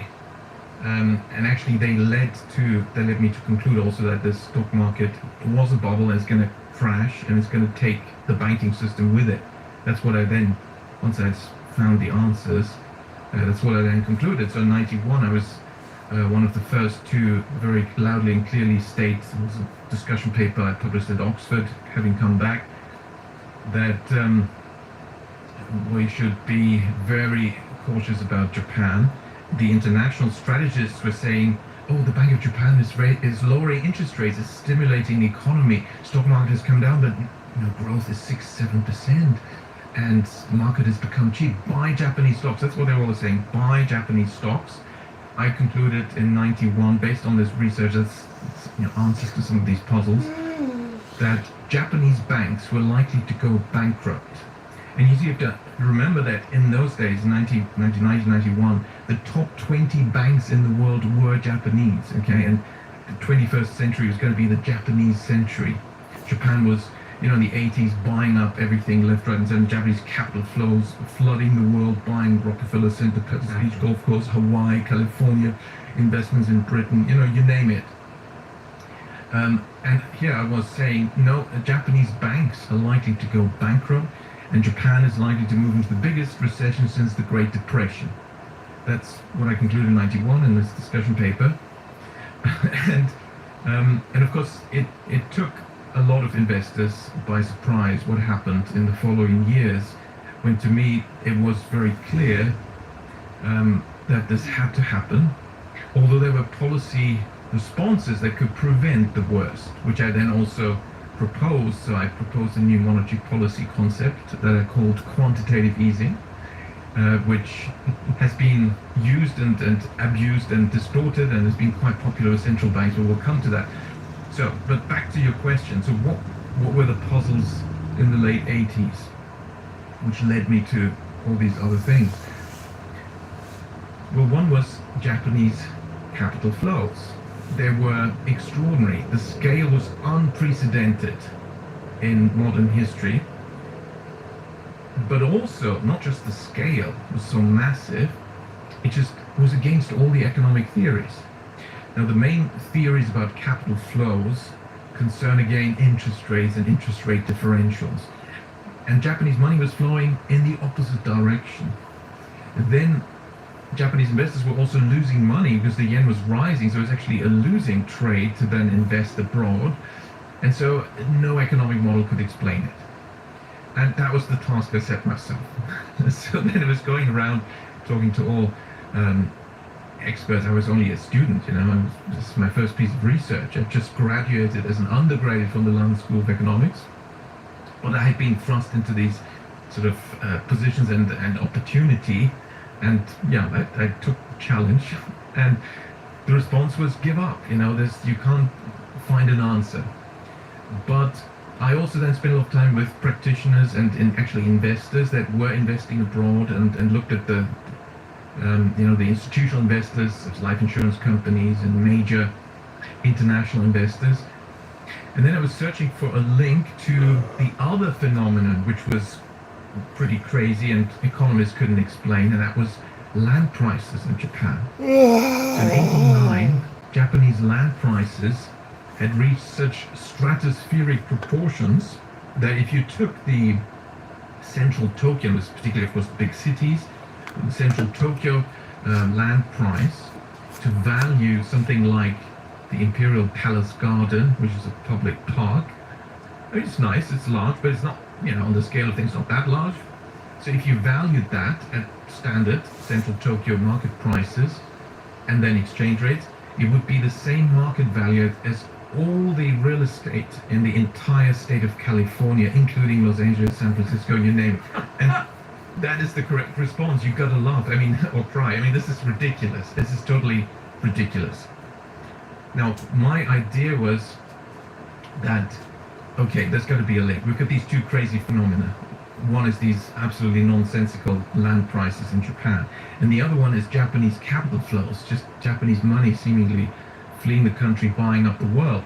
Well, if I was a landowner and these are the land prices, I would say, well, let's quickly buy some land outside Japan, or something else, anything outside Japan, before people realize that the land price is overpriced, the yen is overpriced, and so on, right? So in a sense, the intuition was there. There had to be a link, and I was convinced of that. And so I was going around, and in those days it's pre-internet, so I had to literally, how do you do academic research pre-internet? You had to go to the library, get all the journals' indices on topics. You had topic indices, keywords, and then physically go through various journals and 20 years ago, 30 years ago. So I spent months doing that. I was looking for some kind of economic model, a paper that linked capital flows and real estate, because I thought, well, there is a link. And there wasn't. And I wasn't looking just on Japan. It could be any country, right? I mean, you should be able to use the same analytical framework then from another country. But there wasn't. I couldn't find anything. So the clock was ticking. And actually, I was a bit in trouble because at the time I was the first foreign research fellow at the Japanese government's development bank of Japan. I was the first Shimomura fellow. If you're interested, we can talk about this Mr. Shimomura, because he's a bit of another secret, you know. They didn't tell me, like, okay, why is there a prize for him and who was he? It's like almost a state secret, but...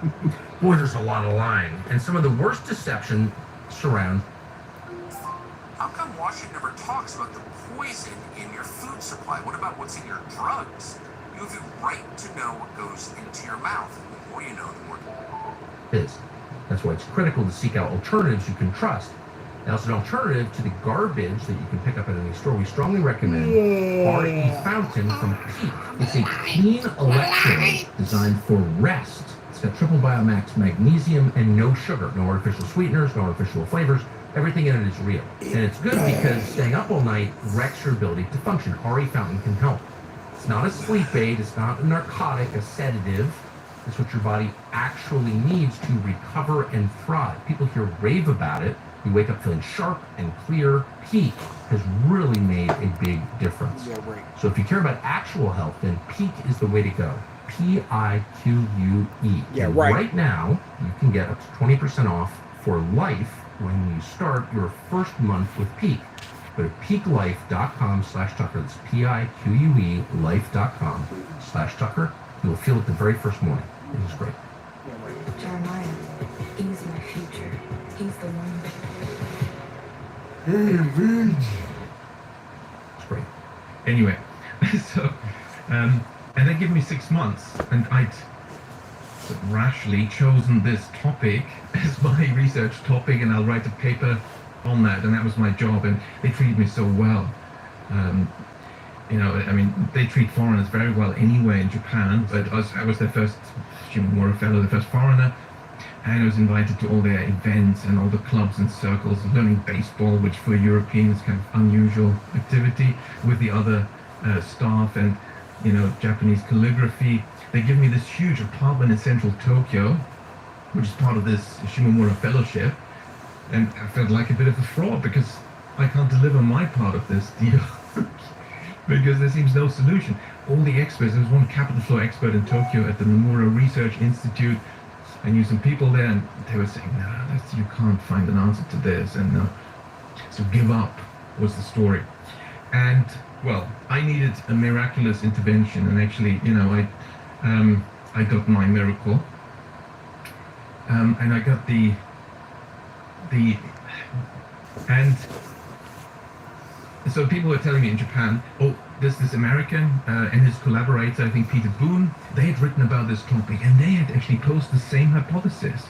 There's a link between land prices and capital flows. So they were at MITI, the Ministry of International Trade and Industry, slightly renamed now, this famous ministry supporting the economy and trade, and go there. You know, it's pre-internet, so they will have the physical discussion paper that they produced on this topic. So I went there, asked around it. Oh yeah, we had Professor Sachs, okay, and there was the paper. So I went back to my research institute at the development bank, and same idea, which is fine because I was just a young researcher. Just slightly modify that, and I'm okay. You know, I don't need to rediscover the wheel, or come up with a great insight. But then I came to that sort of main part and conclusion. And therefore we conclude there is no link between real estate, land market, and capital flows. What? So, you know, at that point I was really in trouble, and I needed divine intervention.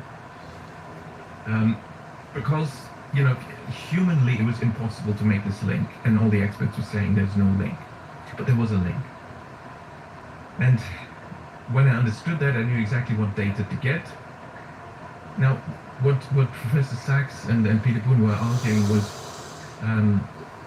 that, you see, if you're a Japanese landowner, you own this super expensive real estate, and now you figure out it's probably better to buy half of California, let's say. They did. So let's do it. They were arguing, well, they would have to sell the land, Now, who's going to buy Japanese land? And it was true that foreigners were not buying Japanese land. It was totally overpriced. No foreigner would buy Japanese land. So, only other Japanese would buy it. But that means the money stays in Japan. And that means there's no link. So that was their argument, you see. But I realized that's not how it works, because I'd spoken to a lot of practitioners. That's not how it works. And the solution is, and it's the solution to many other puzzles in economics. Essentially almost all the big puzzles, and there's many in macroeconomics. Macroeconomics has not been successful. 200 years. Notice, yeah, exactly. It's been a failure for 200 years, no progress. That's actually official. There's a study in the, what's it called? Journal of Economic Perspectives, which is, quite a highly ranked journal, in 2019 by two Stanford University professors about progress in economics, and they mentioned that, sadly, we haven't had any progress in macroeconomics for at least a century, okay? And why is that? So the solution to all this, and why economics has made no progress, is bank credit. Now, bank credit, and actually you should say fully, bank credit creation. This is a concept that's been a taboo or a secret in economics. Banking has been frozen out of economics for a long time. There's no banks in economic models and theories. And that's, of course, also why they don't work. Because in reality, if you ask some ordinary people in the business district of any town, they will tell you, what's important in the economy. They will mention banks. Yes, but ask an economist, an academic research economist, and they will not mention banks. Well, ask any person. Who do you owe money to? The bank. Some version of the bank. Exactly. Well, the reason is that the economists follow this theory that banks are just financial intermediaries. They just, gather deposits here, do their analysis, credit analysis, the risk assessment and all that, and then they allocate the funds and invest. Okay, they just take a percentage. They're a pass. So they're intermediaries. Yes, but that's wrong. That's not what they are. It's one theory of banking, and it's still the one that's still dominant. All the textbooks and the leading journals, they still use that. But actually, if you look into it, you realize there's three theories of banking. The second theory is slightly older. That was dominant until the 1960s, so-called fractional reserve theory. And you may have heard this fractional reserve banking. What is that? Well, this theory says, and this part is similar, each bank is a financial intermediary. It just collects deposits and then does the analysis, lends out the money. But in aggregate, as banks interact, there's money creation. And that's where students' ears should have pricked up. Money creation. They even talk about a money multiplier. What? That's the second theory. Now there's a third theory, and that one had been made out to be a wacky conspiracy theory. But it is the one that was more or less quite widely known until about a century ago. And that's the credit creation theory of banking. And this one says banks are not financial intermediaries. Banks are special. They have a unique power that no other player in the economy has. And that is the power to create money. And actually that theory had been called all sorts of names like, this is cookie people and, cranks. Keynes said in his general theory, or it was the treatise on money, these are the cranks who talk about this banks creating money. I think the average person believes the ability to create money is reserved for governments alone. That's absolutely correct. In fact, I did a survey of my students in Frankfurt in 2011. My audience was getting larger when I was teaching at Goethe University Frankfurt. I was only sort of for a few years substitute professor. Optional courses. So the first one was only 50 students, but the next one was already 150. In the end, it was 450. Everyone was there, also from politics and law. And so I thought, this is a great audience. Listen, guys, let's use these numbers. Let's do a survey. So I send them out. Because you've got so many people, then if everyone does 10 questionnaires, you're talking big numbers. So we did a survey of central Frankfurt. And one of the questions asked was just this question. Who do you think creates and allocates the majority of the money supply in the economy? And to make it easier, here's multiple choice answers. The government, the central bank, the financial markets, the banks, and so on. Give a few options, or savings. People through their savings, which is another economic theory. So, and the answer was just as you said. And, you spoke the facts. 84% responded either the government or the central bank are the ones that create and allocate the majority of the money supply. Because that's common sense. It's something very important that clearly affects everything and everyone. It should be in the hands of the government. It's what people feel.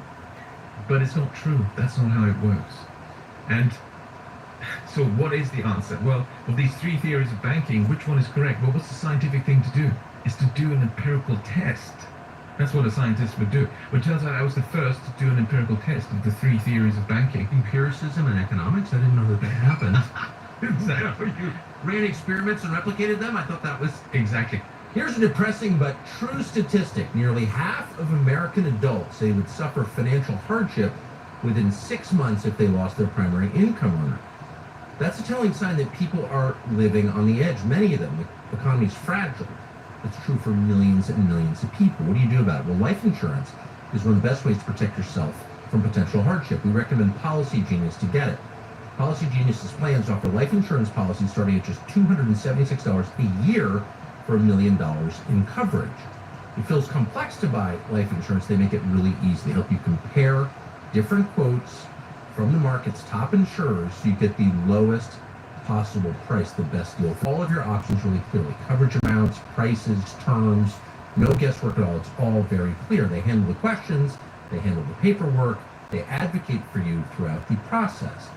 So if you don't have life insurance because it seems too complex, they are the answer.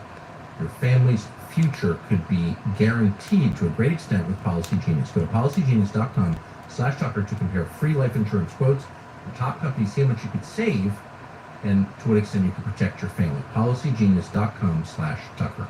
Well, you can do empirical tests. The replication is debated whether you can always replicate it, but certainly you can test. You can do tests, and we can certainly control for certain things. And that's what it did. And I thought it's crazy that you had for over a century this debate between these three theories, but nobody had actually done the scientific thing. Well, let's find out. Let's just test with the data and observation which of the theories is in line with the data and which is rejected by the data.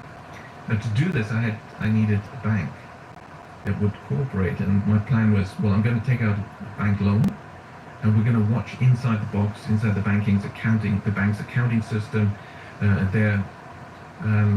how are they accounting for this and what transactions are taking place when I take out my loan. The intermediation theory says deposits get lent out. The fractional reserve theory says that the bank needs to have excess reserves at the central bank, and that's then used for the new loan. Yes. And the credit creation theory, you know what it says? It says when you get a loan, no money is transferred to you. It's transferred away from anywhere else, and you just credited new money out of nothing. That is not transferred away anywhere inside or outside the bank, which seems, quite sort of extreme. Like magic. In fact, one uses the conventions to use Latin for this. The money is created ex nihilo, out of nothing.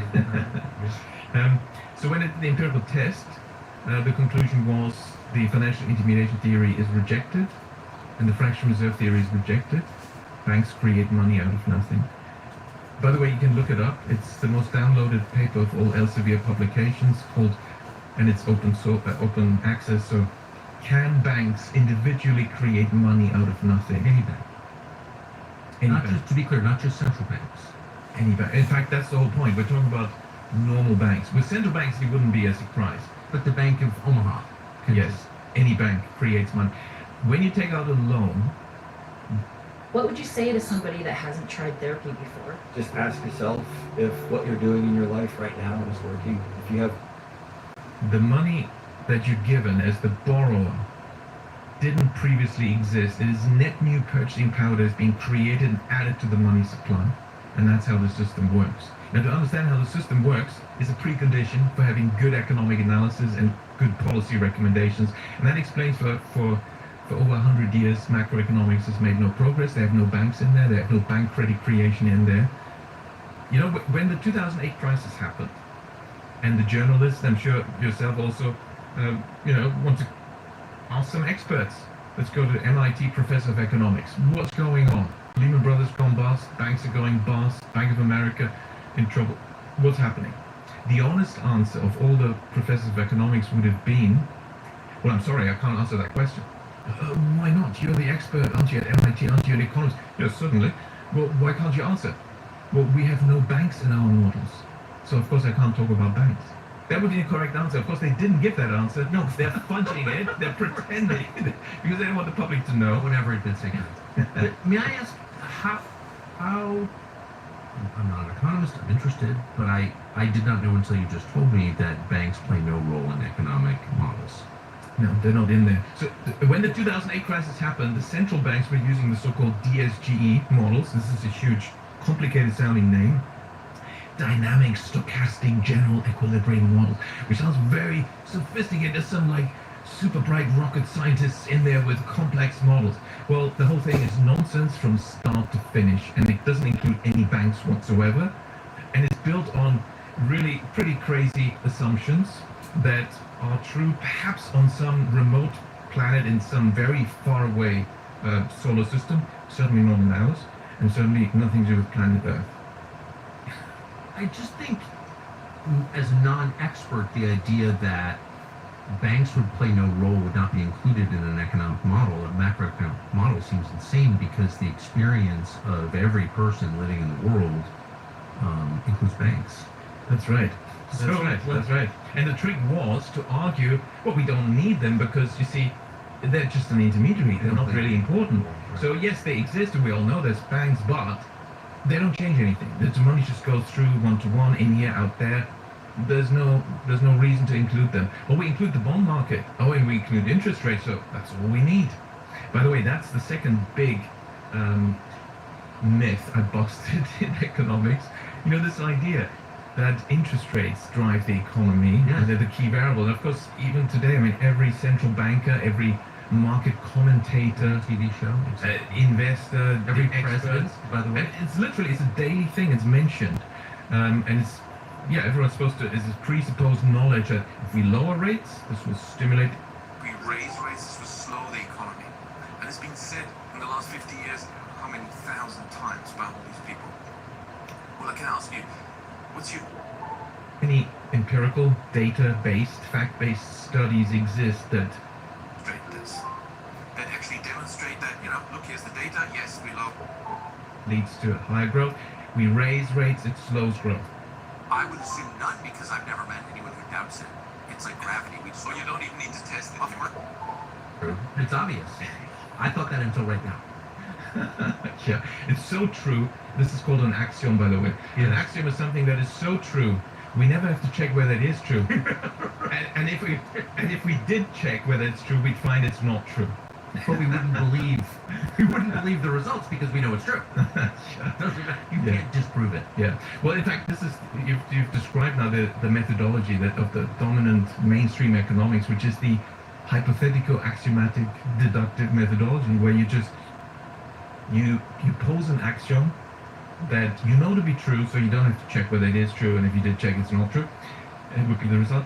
And then you add assumptions, which you admit are simplifications, heroic assumptions, which are, yes, we know they're not true, but it doesn't matter. And then you build your model on it. And that's the approach they use.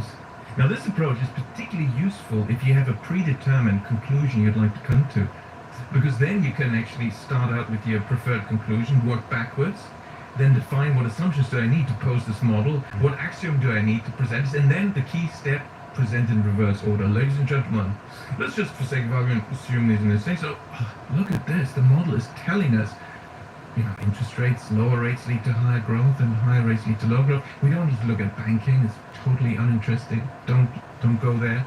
Move on. Nothing to see here.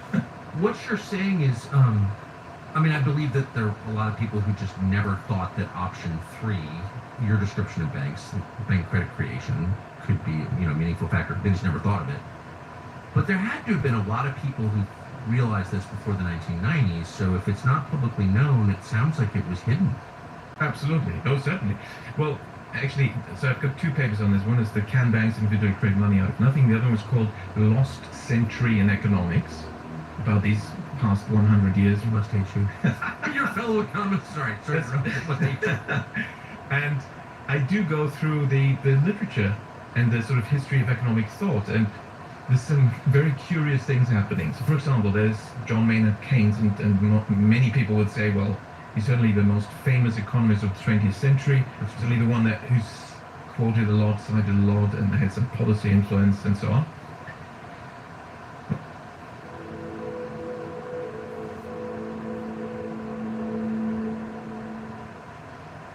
Now, when you look at his writings with the topic of credit creation, bank credit creation, his development is kind of curious. So, when he was young, he discovered it.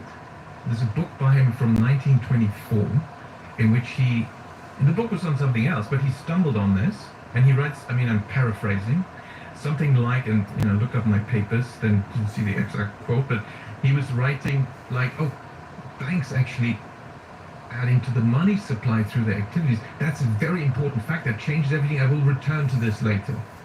That sort of thing. It's something that will have to be examined further. That's very important. Well, 6 years later, in his important book, Treatise on Money, 2 volumes, he had moved from the credit creation theory that he clearly had discovered in 1924 to the fractional reserve theory. He was saying, oh, banks are just intermediaries, but yes, in the system, the interaction is creating some money. 6 years later, he published the famous general theory. And in that general theory, he'd moved on to the financial intermediation theory. Now it is, again, the savers who need to save money and then deposit it, and that is then lent out by the banks. There's no money creation. So, in other words, he progressed away. Regressed, exactly. Regressed. So, with each successive theory, he obscured the role of the banks ever more. Now, interestingly, his financial wealth increased proportionately. And by the last stage... People have stayed this long in the conversation. This is really interesting. You're a great explainer, by the way. It's almost like you can't... Are you really an economist? You explain it so... Well, here's a story you probably haven't heard a lot about. The Chinese mafia is exploiting rural America to create a drug empire. This is not available on cable news.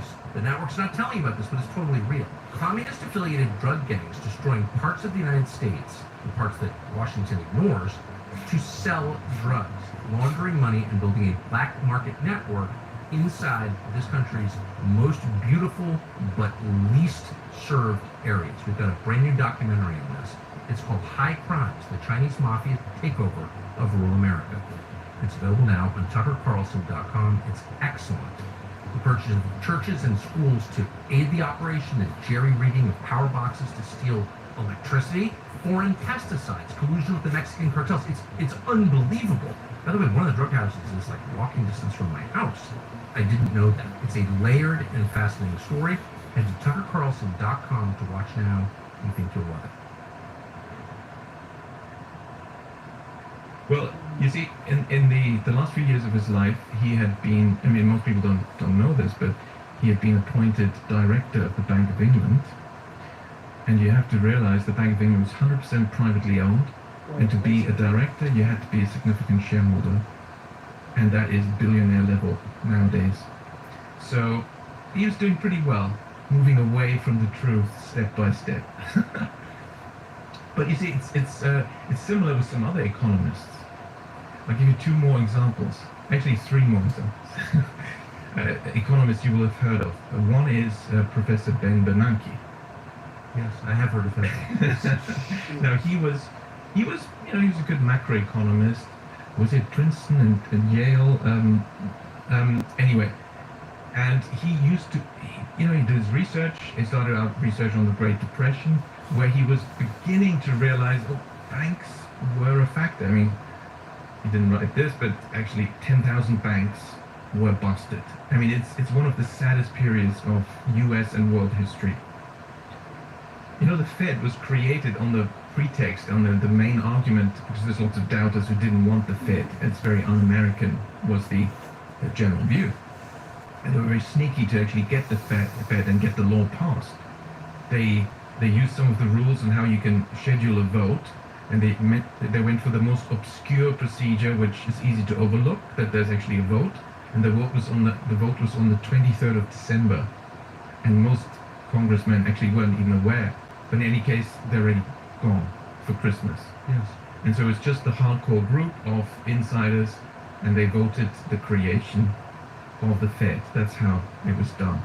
But in terms of arguments in favor of establishing the Fed, the main argument is the lender of last resort function. And it's true that if you have a fantastic bank, very solid, strong, conservative, is doing well, is helping many small businesses, good bank, if a very convincing, nasty rumor is circulated, and let's say it's effective and people believe the rumor, and they just run for their deposits, they all pull out the deposits, that good bank will be in trouble. That is true. Of course, there's policies against that you could do, but the argument was, well, the best is to have a central bank, because they can provide endless liquidity through money printing, which is, internal money back, reserves, or if needed, if they want cash, the central bank provides the cash, paper notes, and therefore this good bank will not go bust. And that is sort of convincing. But when it came to that, beginning of the Great Depression, what did the Fed do? It let more than 10,000 banks go bust. In the nastiest way. These were banks that were small, lending to local businesses, to the God. Fucking bullshit. Fucking bullshit. in particular, and they let them go bust. Now, in the 1920s, there was mechanization of agriculture, tractors and so on. So there's expensive equipment, and banks were giving the loans, the farmers were taking the loans. Now these banks were bust. Well, they were taken over and by big banks, bigger banks, and banks that were part of the Fed cartel. But to lose 10,000 banks is just such a setback for the economy. Unbelievable. Now you'd think, oh, good for the farmers, at least they're out of these loans. No. Number one, when the banks went bust, there was no deposit insurance. These families, these farmers, these small businesses, they all lost and their personal savings. All that money they had in the bank was gone. That wasn't refunded. Okay. Number two, you'd think that they'd be off the hook from their loans. No. The banks were then taken over, bought cheaply, and they still had to repay the loans, but they had nothing left, and they were destitute. Wait, you lose your deposit but keep your debt? Yes, How does that work? That's a Federal Reserve policy. Of course, the Fed could have, done it very differently, and Where certainly was saved those President banks. Roosevelt in this, the man of the people?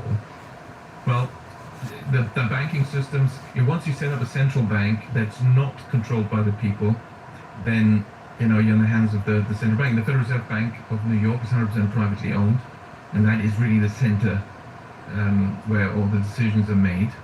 You have the Washington board of the Fed, but that's a political shop.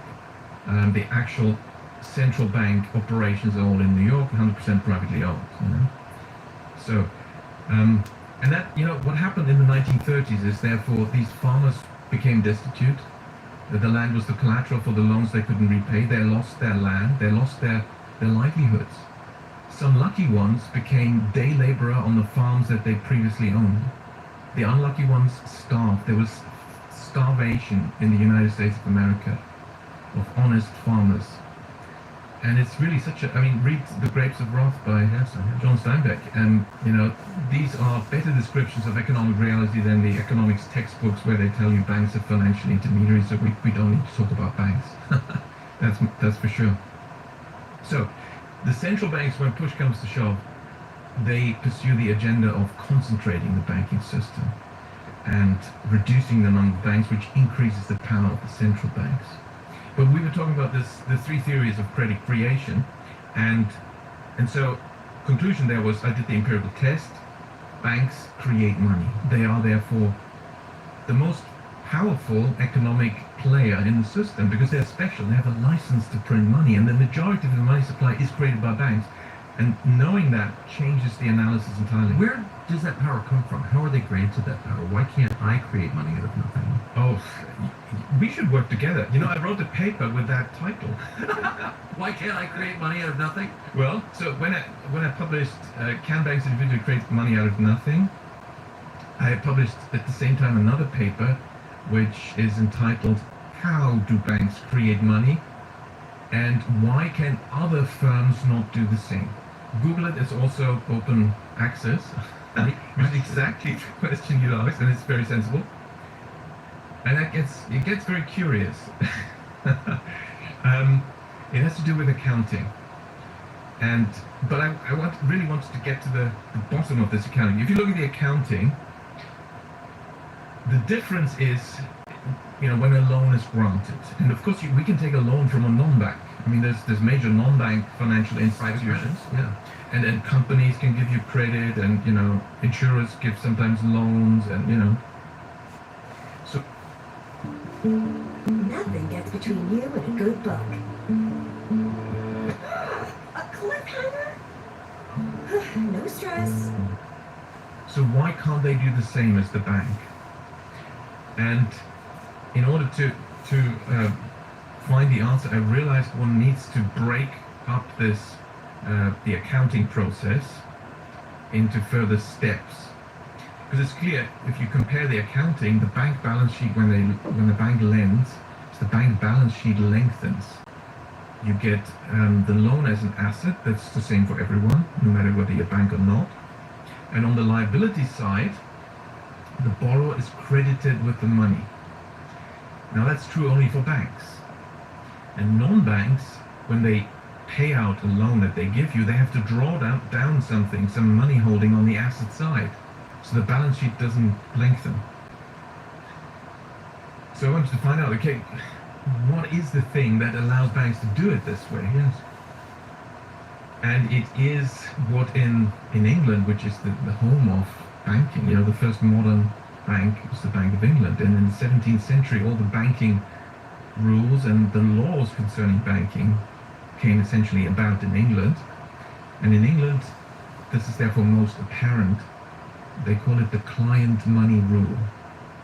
And there's an equivalent in the US. In every country there's a slightly different name, but it means that if you have client money, then this money has to be kept off your books. You have to hold it in custody like a custodian, and you have to put it in practice with a bank and say, well, that's the client account, that's not my money. I'm not claiming this. That would be fraudulent, right? You have to be careful. It can be a criminal offense. So everyone has to separate client money from their own funds. And except banks. They're exempted from the client money rule. And that means when we put our money with a bank, it's on the bank balance sheet, and the bank is the keeper of the books. And if you're the keeper of the books, keeper of the records, you can fiddle the records. If you put money of a client into a bank, you can't tell the bank, oh, can you please just be a bit creative with the accounting? It's not going to happen, right? But if you yourself, you're the keeper of the record, you can be slightly creative. So what the bank does is, the loan contract, here's how it works. You're the borrower, I'm the bank, you want a loan, mortgage, or anything. And the important thing is the contract that you have to sign, in your own blood, to sign it. The loan contract, the agreement, credit agreement, mortgage, whatever it may be. They're all more or less the same type of instrument. And actually, I should say this, economists classify banks as, they always say this, when they mention banks, banks are financial intermediaries, they're deposit-taking institutions that lend money. But because they're intermediaries only, we don't need to look at this, and then, they take deposits and they lend money. Well, if you look at the legal situation, it's clear that this is not true. Banks don't take deposits and banks don't lend money. And there's rulings in English courts. What is actually a bank deposit? Well, that is to confuse people. At law, there's no such thing as a bank deposit. It's simply a loan. Well, hang on, a deposit is a loan? Yes, it's a loan we give to the bank. We give credit to the bank when we do what is called deposit our money. Yes. And that is the legal status. Just like the tables have turned. So banks don't take deposits, we lend to them. And the deposit, a bank deposit at law actually is not privileged. But surely banks lend money? No. Banks are in the business of purchasing securities, and when you sign that loan contract, that's an IOU, a debt instrument that you've issued, and the bank will buy it. That's what's happening. Now, You can sell it. well, exactly, you can sell it. And also, you will point out, oh, hang on, fine, these are details. This says, I will get money, I'm borrowing money, so please give me the money. I don't care about the details. And the banker will say, careful, they will say, you'll find this in your account with us. They may carelessly say, we've transferred it to your account, which is incorrect, because no transfer happens. Your account will be credited. Because the accounts payable liability arising from the loan contract is represented or misrepresented by the bank as another type of liability called customer deposit, and that is the trick you can only do when you're the keeper of the records, and it's only banks that can do that.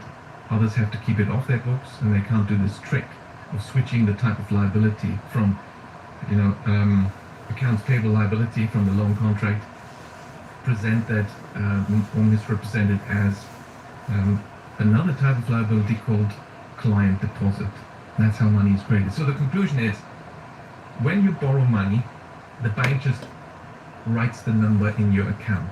And that's what I could empirically confirm, because at the bank that I finally found, which was happy to do this and let me look inside their books and their transactions and their system, and we had all the bankers there, so we literally were watching what everyone is doing. The BBC was filming this, by the way. They haven't used the actual footage yet, but they were there. This was in 2014. We should turn this into a proper documentary. They've had it for 11 years and haven't aired it? Yes, no.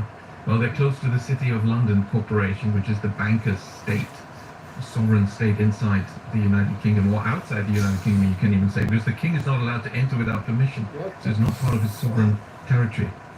And I guess maybe it wasn't considered convenient to air this documentary, but it's on the record with the BBC. So when I did this empirical test, which is published in a peer-reviewed journal, so this is what happens. The banks create the money, and others can't do it because the banking license gives you this power to invent money. And so that's why it's very important to actually have the right type of banks in your country. Now, what type of banks would we want? And here's an important principle I need to explain. It's very important who a bank is lending to and for what purpose. And that is because it's money creation. If it was just an intermediary, it wouldn't be so important because it's a zero-sum game. You now have money, but somebody else is less, plus minus zero, not a big impact. If you use it more efficiently, maybe a small impact, but basically not a big impact. But if it's money creation, there will be an impact on all of us. Therefore, it's really a public privilege that the banks have to create money. And the question is, how should that be used? Now, hopefully it's used, in favor of the people, and it can be, bank credit can be a marvelous engine of enormous economic growth, prosperity, and in fact, abundance. And that's one message I want to get across.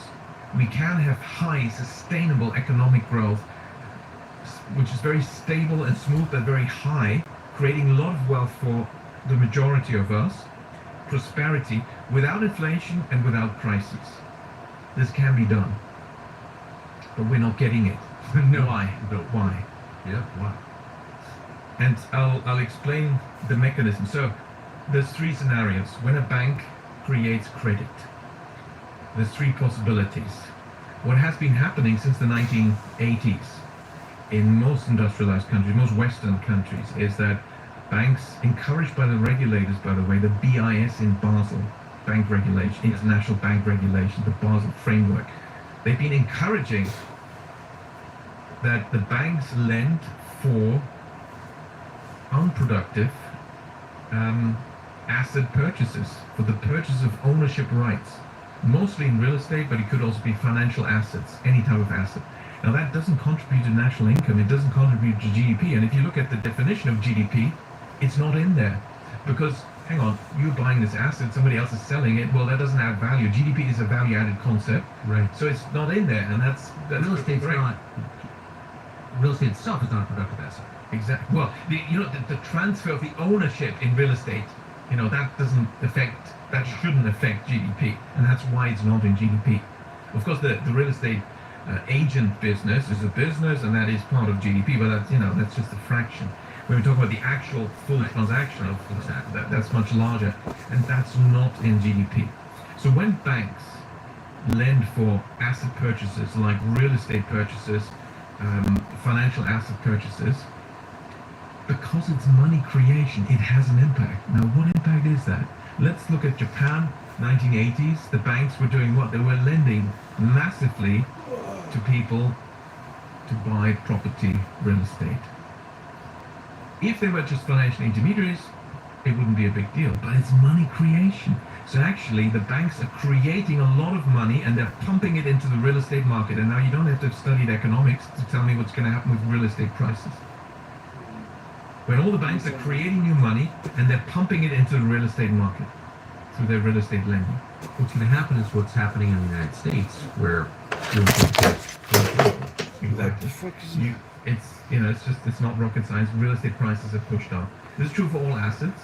So when banks lend a lot for financial assets, the values of these financial assets will be pushed up. But it's a Ponzi scheme because it works only as long as the banks continue to create more credit for others to join the game and buy these assets. And the moment the music stops, the banks don't increase credit for asset purchases, then asset prices won't rise anymore. Because with this, when I discovered this, I found the causal factor behind the land price rises, and I've tested it and it's true. It's the real estate lending explains the real estate price movement very nicely.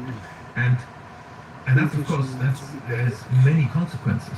So, big picture, please correct me, but I think what you're saying is that most of us assume prices are set by markets, which is a product of supply and demand. A lot of people want something, it becomes a lot more valuable relative to its abundance. You're saying that actually prices are determined by banks. Yes, and actually it's more than that. Because your question implies you're still, we're all influenced by what's mainstream, and your question is about prices, and then of course the price of money, the interest rate, and that is what we're being taught. Think about prices. It's all about prices. The economy, equilibrium, markets, demand, supply, prices.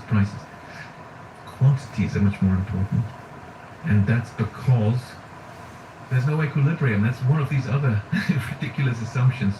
They just assume equilibrium. There's never been any evidence of any equilibrium. So markets are rational. Rational markets are determined by the short side principle, whichever quantity of demand and supply is smaller, that's the common denominator. That determines outcomes, it's quantities. And what's the most important quantity in the whole system? The quantity of money. And where does it come from? Created by banks. And then it's important, what is the money being used for? So I told you one of the three scenarios so far. When banks create credit for asset purchases, you get asset inflation. That, by the way, will always lead to a banking crisis when it's large enough. Because once then, say, after 5 years of banks doing that, they then, for some reason, maybe the central bank, other external shocks, they stop increasing credit for asset purchases, these asset prices collapse. But they're the collateral for the loans, and because bank equity is very small, 10%, and you've pushed up asset prices by 300, 400%. If from the peak they fall by, say, 20%, the banking system is bust, and that's why we have banking crises. And that's, of course, also what happened in Japan in the 90s. Once you analyze this, you understand credit creation, what banks really do. They create money, they create this Ponzi scheme. Then it's very easy to forecast, okay, the banking system is bust. And they're bust very often. We have these recurring banking crises. But there's also ways to get out of it. I'll come to that. But just before I want to tell you the other two scenarios. So when banks create credit for GDP transactions, for the real economy, it will affect GDP growth because asset prices, asset transactions are not part of GDP. So these bank loans don't even contribute to national income. The real estate lending and asset lending. But when banks lend to the economy, to the real economy, we have two possibilities. Number one, if banks lend for consumption, consumer loans, what happens is these consumers now have suddenly purchasing power. And of course they're taking out the loan to spend. That's why it's called a consumer loan. So we get more consumer spending. But have we increased the quantity of goods and services in the system? No. So this creates inflation. So bank credit for consumption too. I had the data from the Fed was out already in 2020. So I was one of the first to warn very accurately. It was in May 2020 on my Twitter, sending out messages, well, based on this data, it's shocking data. We have to expect significant inflation 18 months down the road, which is exactly what happened. Nothing to do with the war in Ukraine. Nothing whatsoever. Nothing to do with, oil prices, gas prices, and all that supply shock. By the way, when you go back to the 70s, it's the same.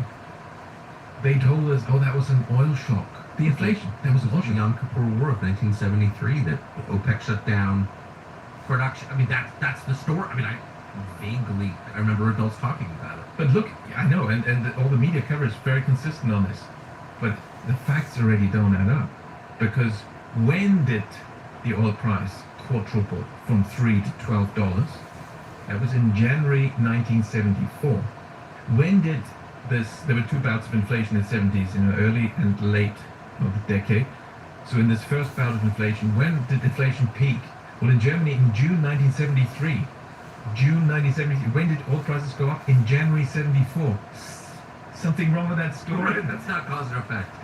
In fact, when you look at bank credit creation and central bank policies, quantity of credit policies, they created it from 71 onwards, 71, 72, ballooning credit creation in the US, in Germany, in Japan. And it's a fascinating story because, and we're sort of going off on a tangent, but it's another amazing story because, and it's a very relevant one. Because what happened was, I mean, this goes back to before President Nixon detached the dollar from gold, which is a very euphemistic way of putting it, before America defaulted on its international obligations, August 1971. We had the Bretton Woods system from 1944, where the dollar was linked to gold, and all the central banks participating could at any time switch US dollar balances in their accounts with the Fed into gold. That was the system. Of course, you weren't sort of encouraged to do it, but it was possible. Now, all the currencies were in a fixed exchange rate to the US dollar. And the US, as some people had warned, were beginning to take advantage of the system. The Fed was creating a lot of dollars. The banking system was creating a lot of dollars. They were exported at the fixed exchange rate. They were printing dollars and buying up the world. And by the late 60s in France, because France wasn't part of NATO, it was not an occupied country.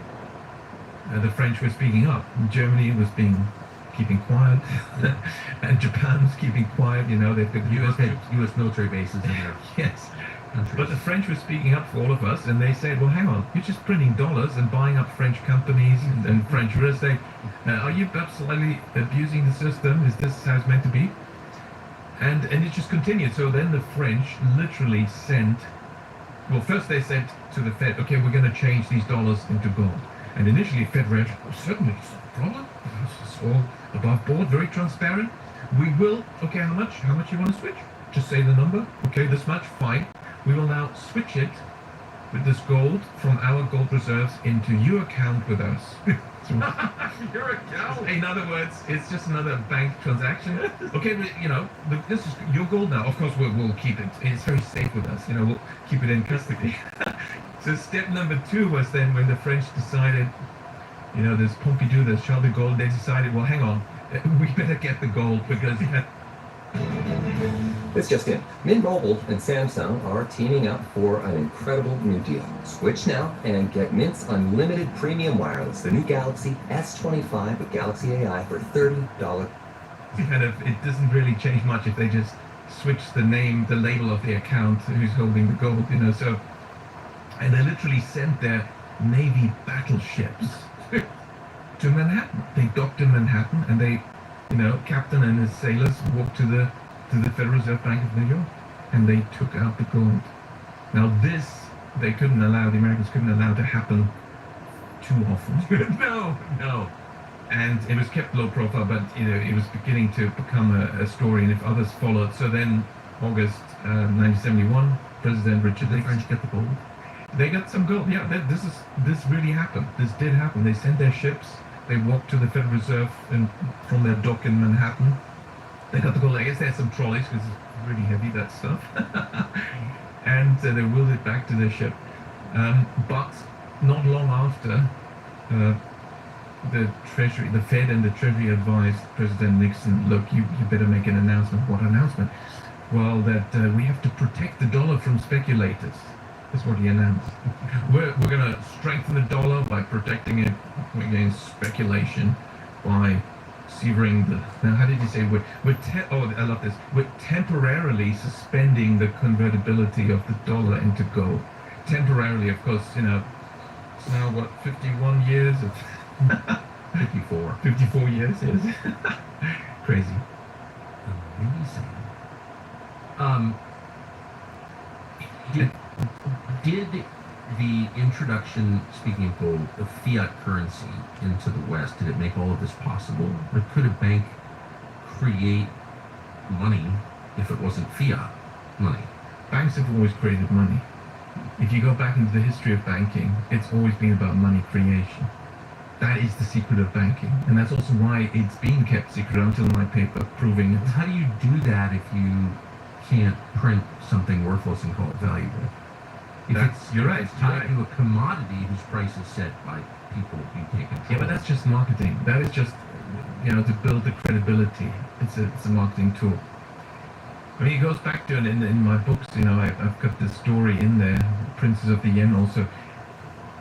It goes back to what happened several times throughout history, and a good example is when it happened again in England in the 16th and 17th century. In China, from the 10th century, they had paper money, which is a smart system, especially because the government was creating the money. As Western people, the public thinks is happening with us, but it's not, right? So what was the difference? So while the Chinese had paper money, in Europe, the rulers, the governments, the princes and principalities thought gold is money. So what do you do when you're the government and gold is money? Well, you try to create some gold. Well, certainly in Europe, and particularly in Germany, where there were 355 principalities as part of the Holy Roman Empire of German nation, each one of them had a court alchemist given a lot of R&D money to create gold, turn any other base metal or mercury or whatever into gold, which is why, of course, Germany became leading in chemistry because of that massive overinvestment in what alchemy, what was early chemistry. But it never succeeded. So BASF is actually a sort of product over time of the alchemy. Of course, that's why in Germany you had so much knowledge and in chemistry. It was alchemy. Did it work? Was alchemy ever successful? Well, not directly. In a sense, it was successful because the alchemists concluded mercury can be turned into gold, and we know what. You've got ideas. Turn them into impact with Shutterstock. Do it yourself. Do it with help. Or let us do it. With nuclear physics, this is true. It's just so expensive. Today we can do it, but it's pointless. It's too expensive. So it's, better buy some gold or dig for some gold. So also Newton, who's famous physicist from England, he was very interested in alchemy and he wrote a lot on alchemy. And then the Bank of England was created, and Newton was very interested in that. Because basically the Bank of England was alchemy at work. You're creating money out of nothing, but not through the actual, physical alchemy process. It is the credit creation alchemy. Because banks create money out of nothing, but it's a trick. So what happened is this. When gold is money, and people think we need gold for transactions. One thing was the government's investing in, creating gold, but that was of limited success. Now the reality is though that people don't want for their transactions to carry gold around because it's dangerous. Even today, if you go around New York City, Manhattan, you don't really want to walk around with too much visible gold hanging around you, you know. It's kind of, in London, you wouldn't want to do it. And that's 21st century. So imagine, 15th, 16th century, 17th century, you don't really want to do that. It's on the roads. No, not a good idea. So what do you do? Well, you put your money, your gold, where it's safe.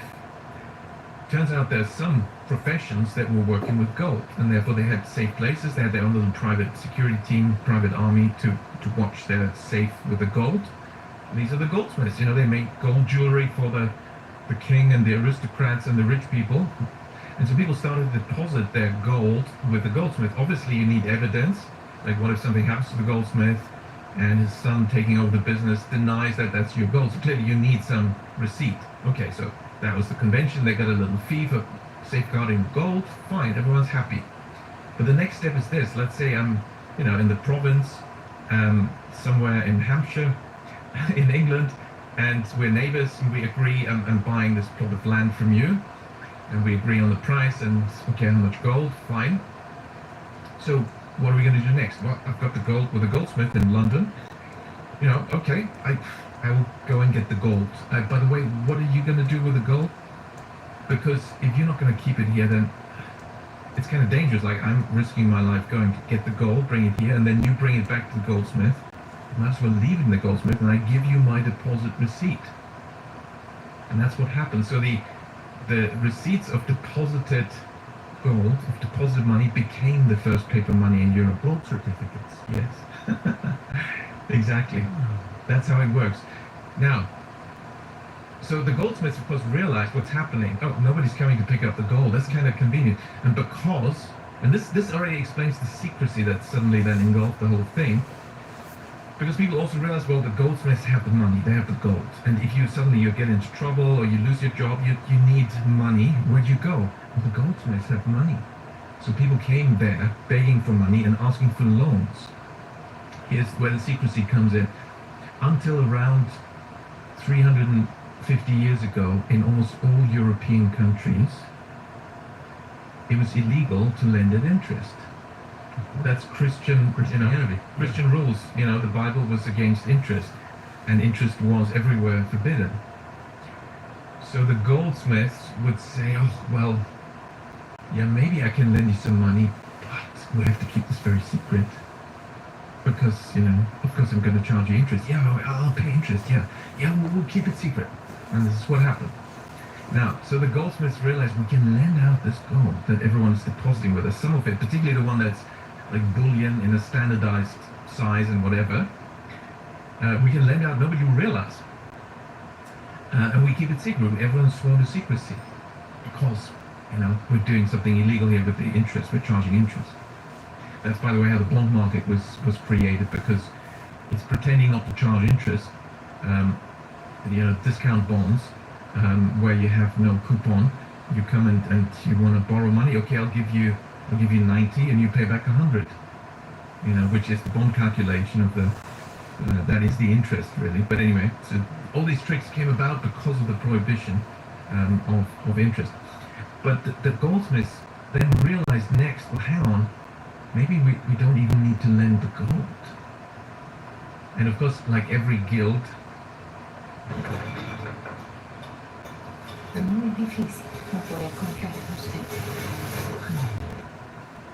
any trade association, they were meeting regularly, they were talking shop.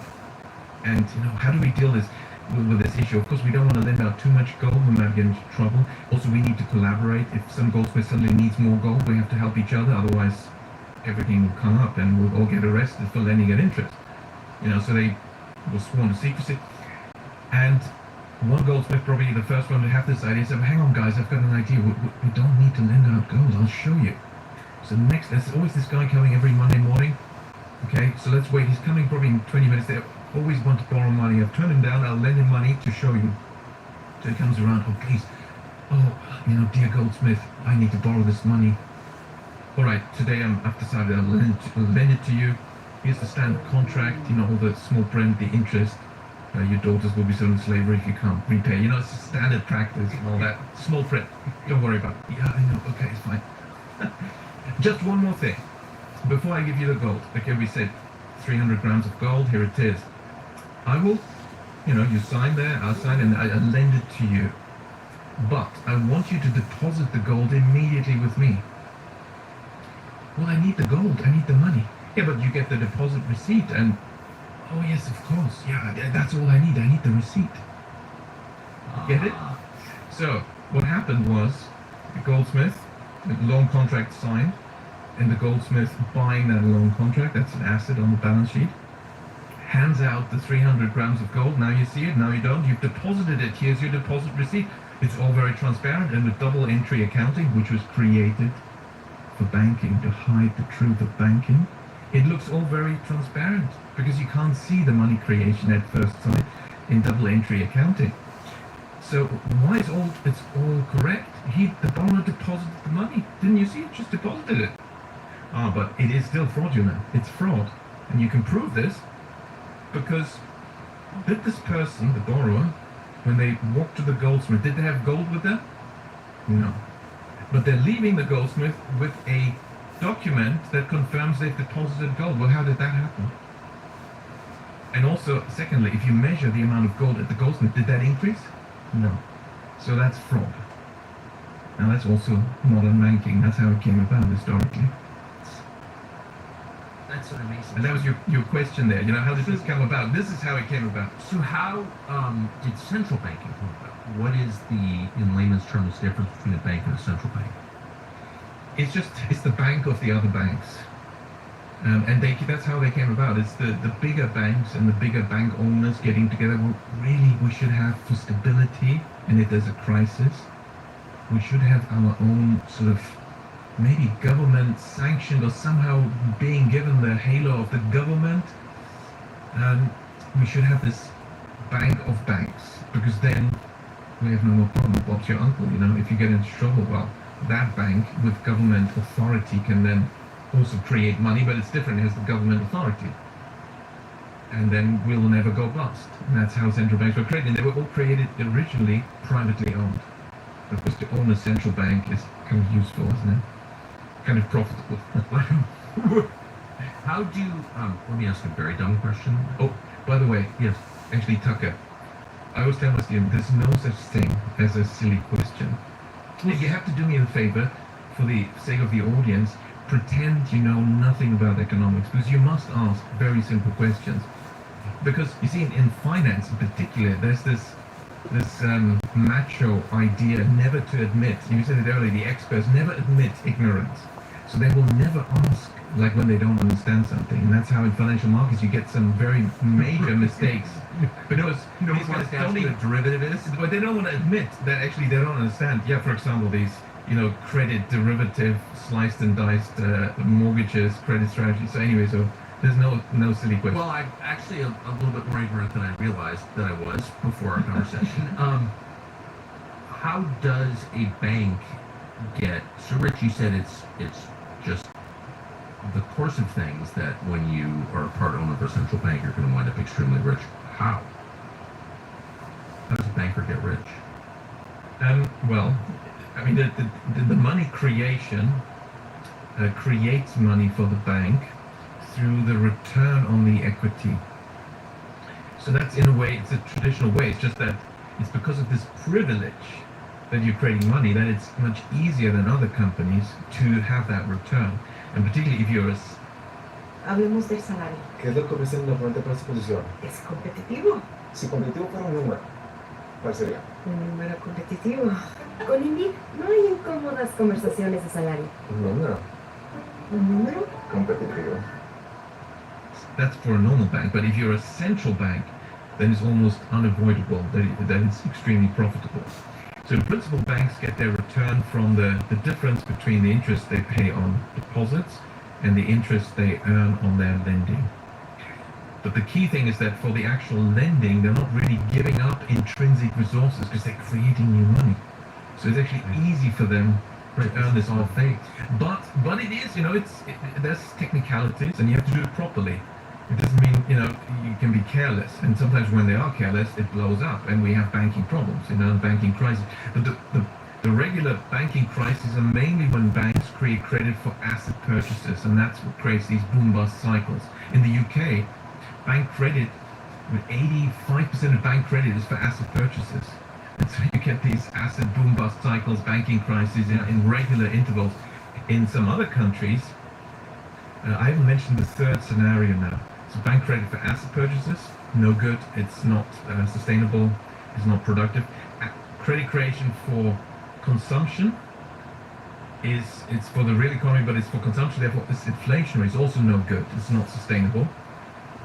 The third possibility is the redeeming feature of banking, and that's why we can turn banking into a very positive, very powerful positive force for creating prosperity and abundance. Namely, when banks create credit for productive business investment, for the investment in the production of goods and services, implementing new technologies, implementing new ideas.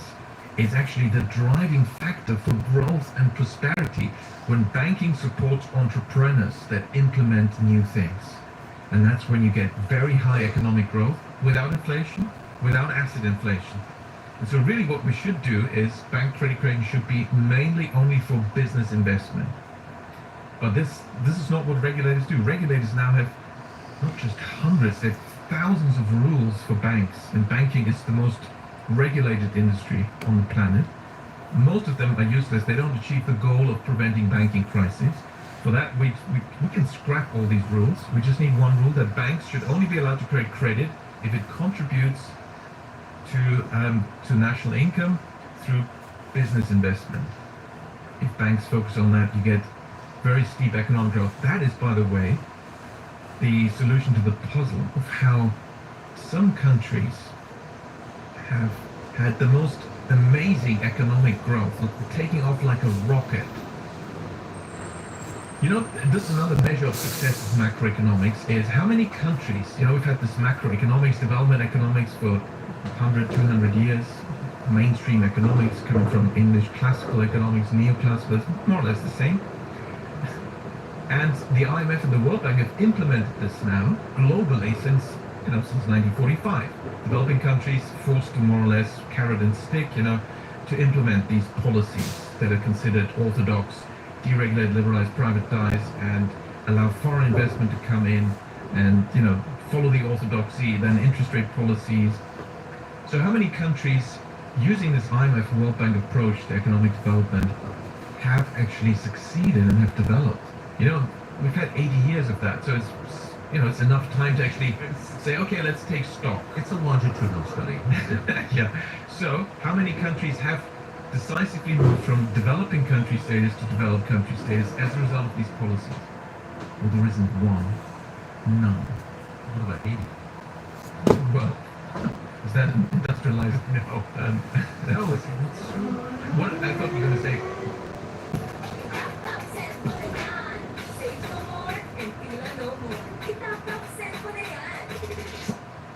What about China, for example? India. What about?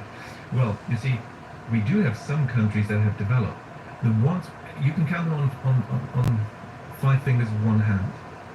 The countries that in the 20th century and perhaps early 21st century included have moved decisively from developing country to developed country status, namely, in that sequence, Japan, Korea, Singapore, Taiwan, and China. Now with China, if you want to quibble, because it's such a huge country, some parts of it have not yet made that transition, but key parts of China have actually, and so I think we can include China in this list.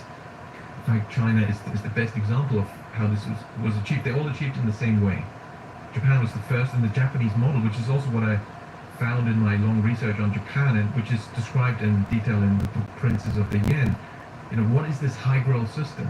It's a magic system for having high growth and prosperity. Well, China is the best example because most of the time in the post-war era, they didn't follow this model.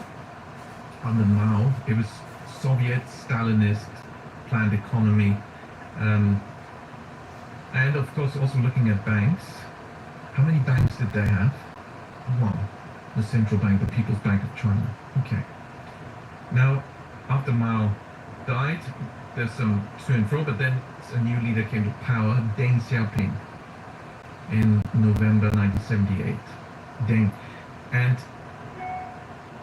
he was a smart guy, and he gave a speech very early. It was the first speech where he was, rising to power, and he said that, I'm paraphrasing, essentially he said, let's forget about all this ideological stuff. We had to be careful, obviously, because there were still hardcore Maoists probably in the room. But let's not talk about ideology. Why don't we focus on what delivers growth and prosperity? Essentially what he's saying. It's a famous expression. It's like, it doesn't matter the color of the cat, whether it's a red cat or a black cat, is what he should have said. As long as it catches the mice, it's a good cat. Yes. And you were talking about the economy, It doesn't matter what we call the system, as long as it delivers and achieves what we want, which is high growth, prosperity, which of course strengthens China, so everyone wants that.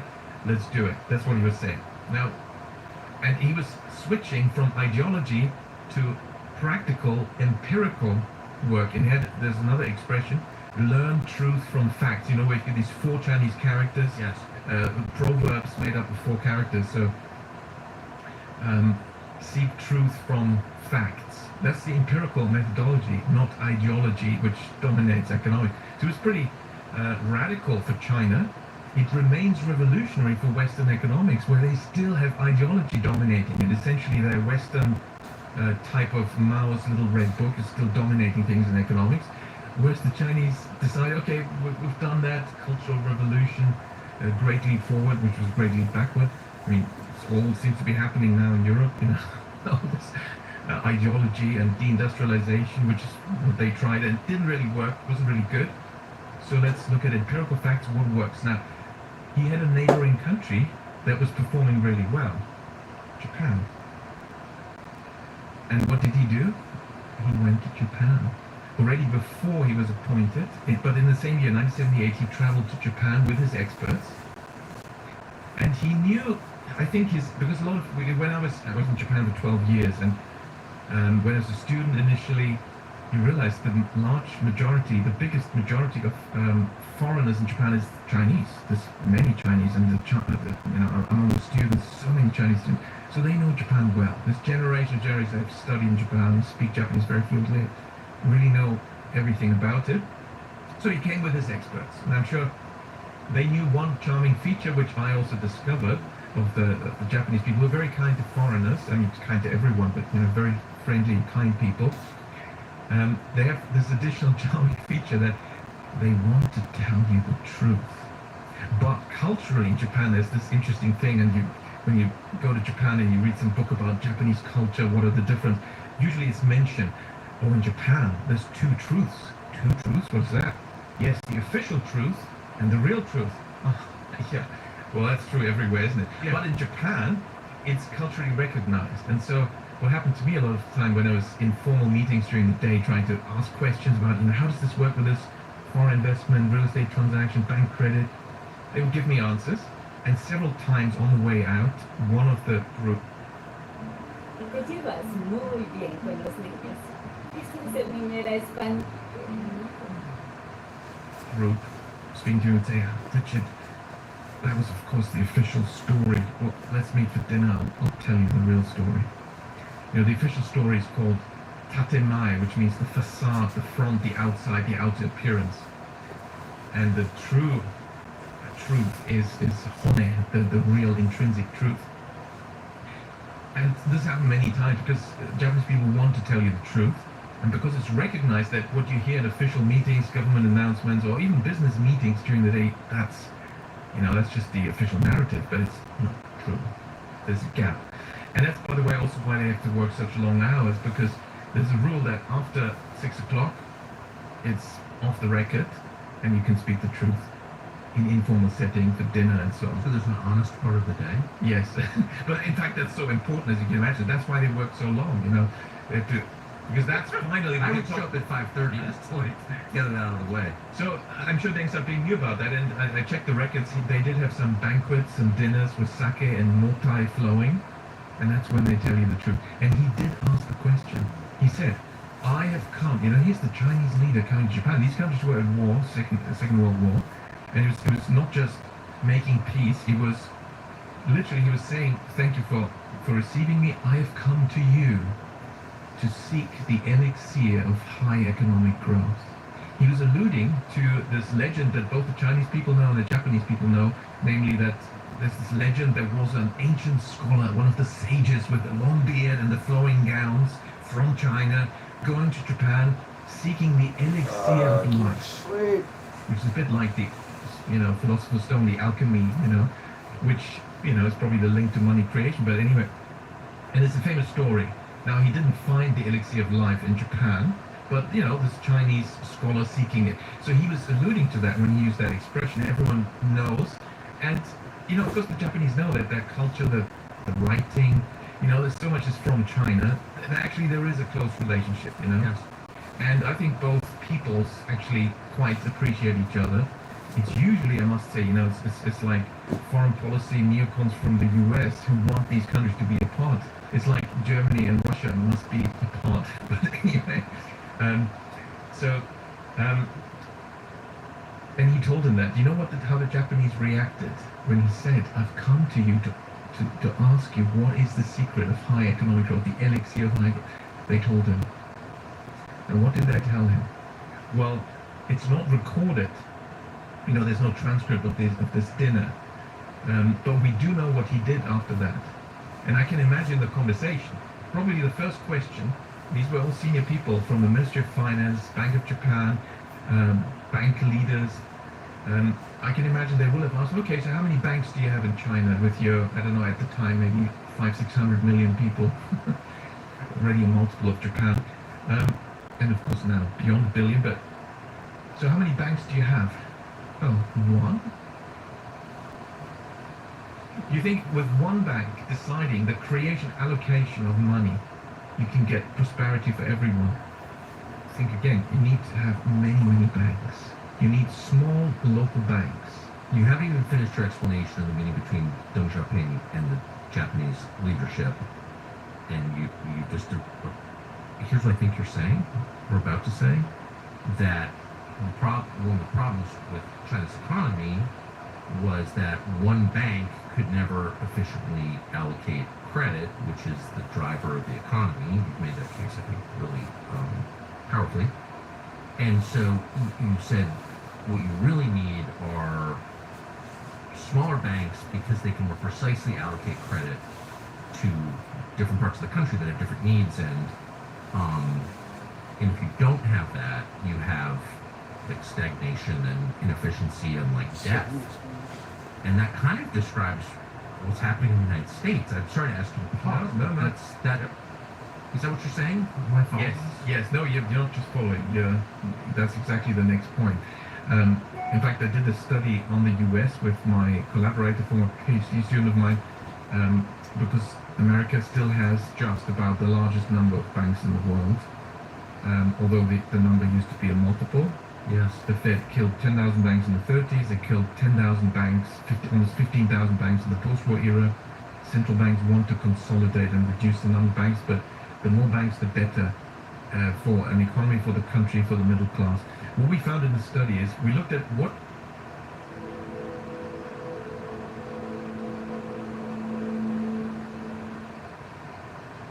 is the link between the size of the bank and the size of the borrower, and then and what we found, I mean, it makes common sense, but it wasn't really demonstrated properly in the research by others yet. It's a simple fact in banking: big banks want to do big deals with big customers. Makes sense. That's how they earn big money. Who lends to small firms? Only small banks. Now, why are small firms important? They're the biggest employer. Small and medium-sized enterprises employ 65-70% of everyone in every country in the world. In some countries, it's 70-80% of employment. When you study finance and teaching finance in several universities, basically they focus on companies that issue stocks and shares. Well, that's such a minority. 99.9% of companies don't issue and publicly trade stocks. They're not listed in the stock exchange. They are small firms. Where do they get money from? Small firms, 99% of the companies are small, medium-sized enterprises. They get their money from, internal money, friends and family, yes, but external money is only from banks. Now, which banks? If you have an economy that's mostly dominated by large banks, extreme case is the UK. 5 big banks dominate, the banking system. 85% of deposits with 5 banks, the big 5. Then, because they want to do big deals, they don't lend to small firms. Small firms don't get money. And that means only big cities survive. Yes, everything becomes concentrated. Now, But Germany... it's reflected in demographic trends, it's reflected Exactly. in wealth allocation. Exactly. So, because this is a trend. Like when I was born, 1969, like there was a lot of wealth in Grand Rapids, Michigan. There was a lot of wealth in Des Moines, Iowa. There was Portland, Oregon. I mean, it was more diffuse. Because there were more banks, more local banks. Everything is affected, even fertility, because if everyone, has to move to the big cities where property is more expensive, smaller apartments, small dwellings, can't have another child. So many things in society are actually affected directly by this trend. And this trend has been driven very hard by the central banks. They want to reduce the number of banks. Sometimes it's official, like the ECB. We think Europe is overbanked, there's too many banks. And the ECB is the youngest major central bank, it's only founded around 2000. And it's already managed to kill 6,000 banks in Europe. Wow, well done. So it's very sad. Now, Germany in Europe used to be the country with by far the largest number of banks. And still is the one with the largest number of banks. But in the last 20 years, under ECB pressure, through their policies of reducing banks' profit margins, zero interest, negative interest rate policy, and then this over-regulation made life so hard for small banks they had no choice but to merge. That was the goal, and that was achieved. So the number of small banks goes down, and that means banks lend less for productive business investment. The best way to make sure that banks create credit for the best of these 3 scenarios, to make sure they don't lend for real estate or for consumption, but mainly for productive business investment, is to have many, many small banks that lend locally to small firms. And that was the system in Germany. But it's been under threat. But it also, while Germany was doing well until a few years ago, Germany produced the largest number of hidden champions. Do you know what these are? These are special small firms that's why hidden, because basically we don't know the names of all these small firms. They may be dominant in their market niche, but they're so small we don't know the names. And you can look internationally where these hidden champion because they have top 1, 2, 3 market share, gold, silver, bronze, like a champion in the Olympics. That's where this concept comes from. And if you look internationally, Germany had by far the largest number of hidden champions of any country in the world. Much more than China, Japan, even the US. And it's because of this extremely decentralized banking system with all these thousands of small local community banks. But by now the numbers already dropped a lot in the last, particularly under the ECB, the last 20 years. But that explains why Germany in the past did very well. But that's now being eroded. And it's the same in the US. The US has been in the past a very strong economy because there were so many small banks, local banks. So let's put it in political terms. I'm not a genius. This is taking a while to figure this out. But it does seem like there's a direct connection between the way credit is allocated and by whom in your political system. So yes, a totalitarian system has a smaller number of institutions providing credit because they can control the country more. And therefore a smaller number of beneficiaries of the system. Exactly. So the fewer sources of bank credit you have, the more centralized your society is, the more control there is in a smaller number of hands, the less democratic your country is. Exactly, that's exactly it. And of course, this is also what immediately Deng Xiaoping realized from speaking to the Japanese, because they told him, well, it's all about banking. Banks create credit, and credit is needed for growth. Because what is growth? Growth means more transactions this year than last year. That means more money is changing hands for transactions this year than last year. That's, in our system, only possible if there's been more credit, because that is the money supply expansion. And of course, then it depends, where's the credit going? Is it going for asset purchases? That's no good. ¿Ni los trucos de la abuela te quitan las alergias? Somos Zyrtec para alivio total. Trabaja rápido y dura 24 horas. ¿Qué esperas? Dile sí a tu día con Zyrtec. Acid inflation, consumption, that, Trace, because You're you're blowing my mind. So, I mean, again, I spent my whole life imagining that the M's, Well, that's what they want you to believe. M1 and 2 and all that, that the Federal Reserve was, the source of the money supply, just the Fed, but it's all banks.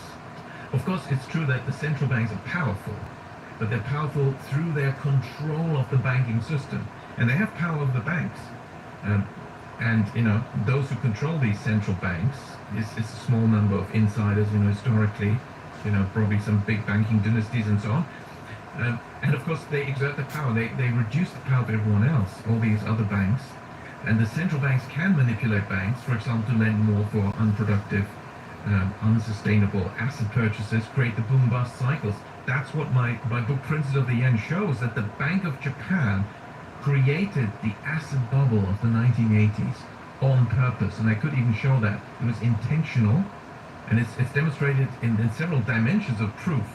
Both eyewitness accounts, the data, the anecdotal evidence, it's all there. Essentially, the Bank of Japan has admitted that was the goal. Why would they want to do that? In order to have what follows, a massive long recession. I didn't expect it to be a 20-year recession. I mean, that's pretty brutal and crazy. But that's what they wanted. Why did they? In order to blow up the successful system. Japan was far too successful. They had to be destroyed, just like the German economy and others in the past. Who wanted it destroyed and why? Well, if you go back to Japan's relationships with other countries in the world in the 60s and 70s, particularly 70s and then early 80s, it became clear the one country that was most unhappy about Japan was the United States of America.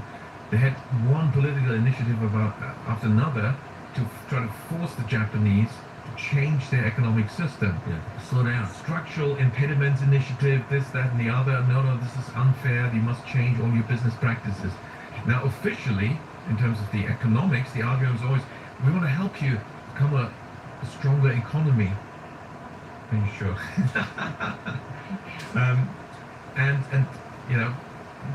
It didn't work politically, so the central bank was used essentially as a traitor to blow up the system. It's the same in the Asian crisis, In the Asian crisis, I was at the time at the Asian Development Bank, and I was sent as an official representative to the government and central bank of Thailand to analyze what's going on with this Asian crisis and what are the right policies. And it so quickly emerged the same mechanism, the same goals as in Japan. This was to destroy the success, blow up the system, create a crash, create a crisis, and then also IMF forcing them to open up to foreign investment, and because there was so much strong growth and prosperity, but the Western big owners and banks didn't have any ownership in this. And the Asian crisis and Japan crisis, Korean crisis, was a way to force it open, and then the West could buy it up very cheaply. So you think that the Japanese recession was created by the Bank of Japan, but with the encouragement of the West in order to slow down? Yes, the U.S. in particular, the Fed. Yeah, absolutely. And that's what I show in the book. There's no doubt about it. There's been no contrary evidence, or that anything in my book was incorrect. So you write this book published only in Japanese? Yes. And it, as I said at the outset, rockets to the top. The bestseller list in Japan, beating Harry.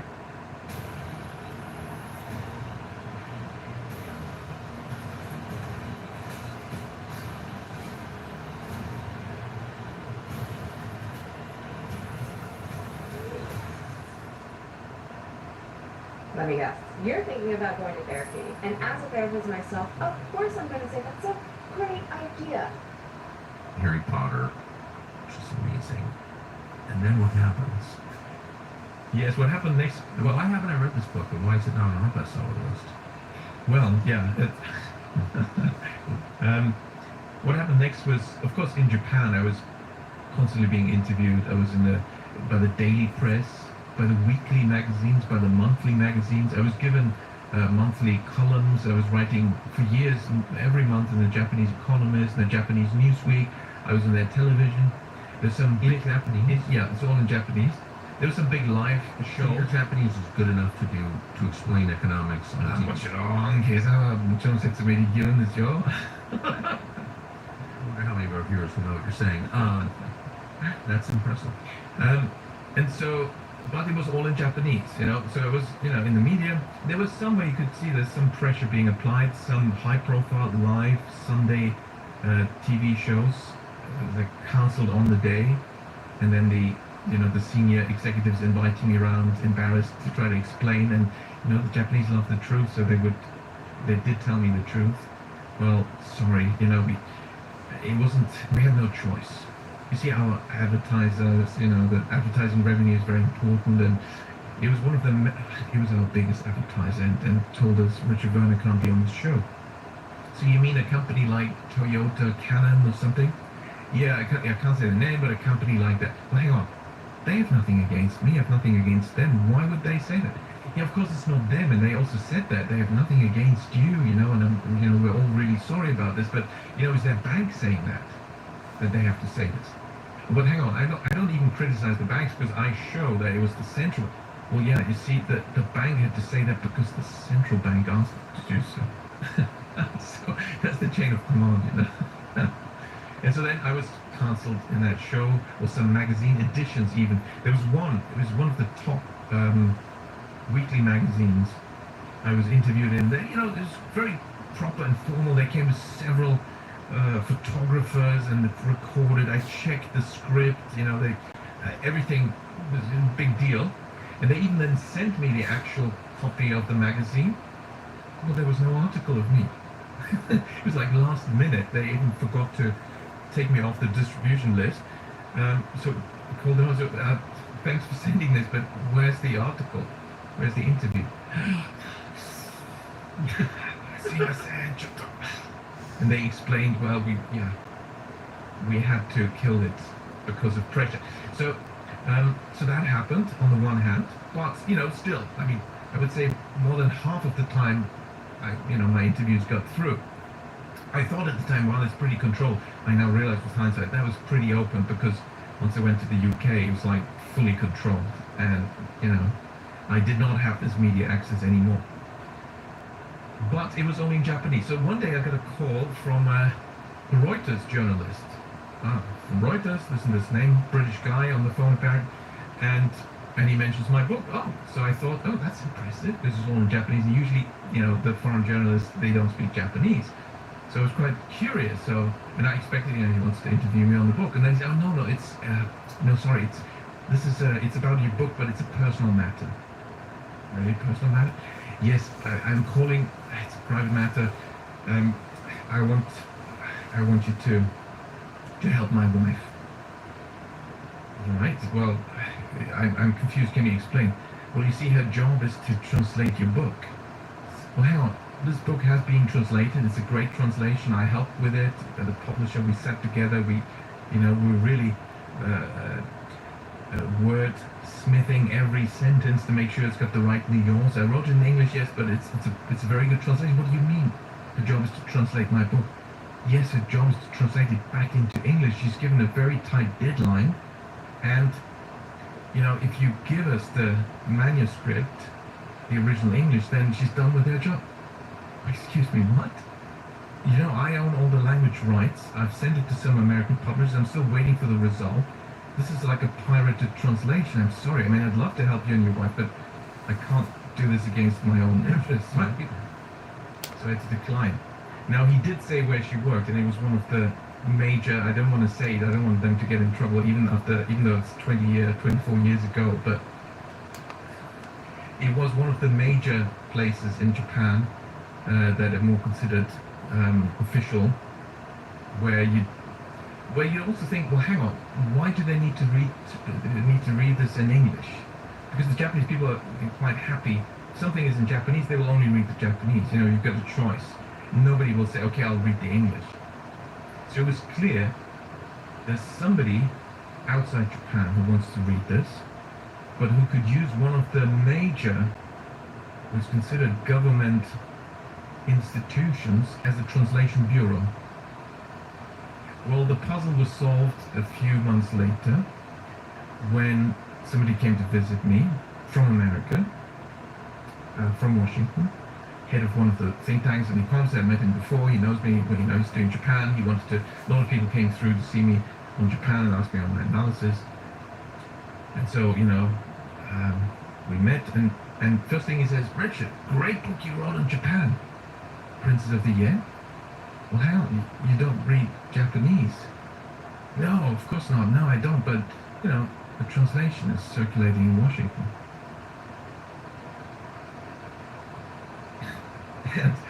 And then a few months later, I got the call from the U.S. Embassy. It was, clearly a Japanese lady working there, very polite, as you'd expect, Professor Werner. We have a request from the U.S. State Department. Okay. There's a senior person from the State Department who wants to arrange a meeting with you. Well, I guess that's in Washington. I have no plans to go to Washington at the moment, sorry. No, he's coming to Tokyo to see you. So I thought, okay, let's meet in a public place as opposed to a dark alley. And sure enough, when we met, the main message was, the CIA is watching you. That was the message. That was the main message. It's like there's no quizzing or trying to manipulate me or get me out. It's just the CIA is watching now what you're doing. They weren't trying to learn from you. They were trying to tell you something. No. Actually, somebody suggested when I told them the story that also was my opportunity to ask for something. Like, be president of one of the Federal Reserve banks in the US as part of the deal to stop talking about credit creation. Actually, it reminds me, I need to finish another story I started, I told you about Keynes moving away from the truth. Wait, I mentioned... Pause and savor this room. So you published this book in Japan, in Japanese, explaining the Japanese recession, and within a few months you get a visit from the CIA. Yeah.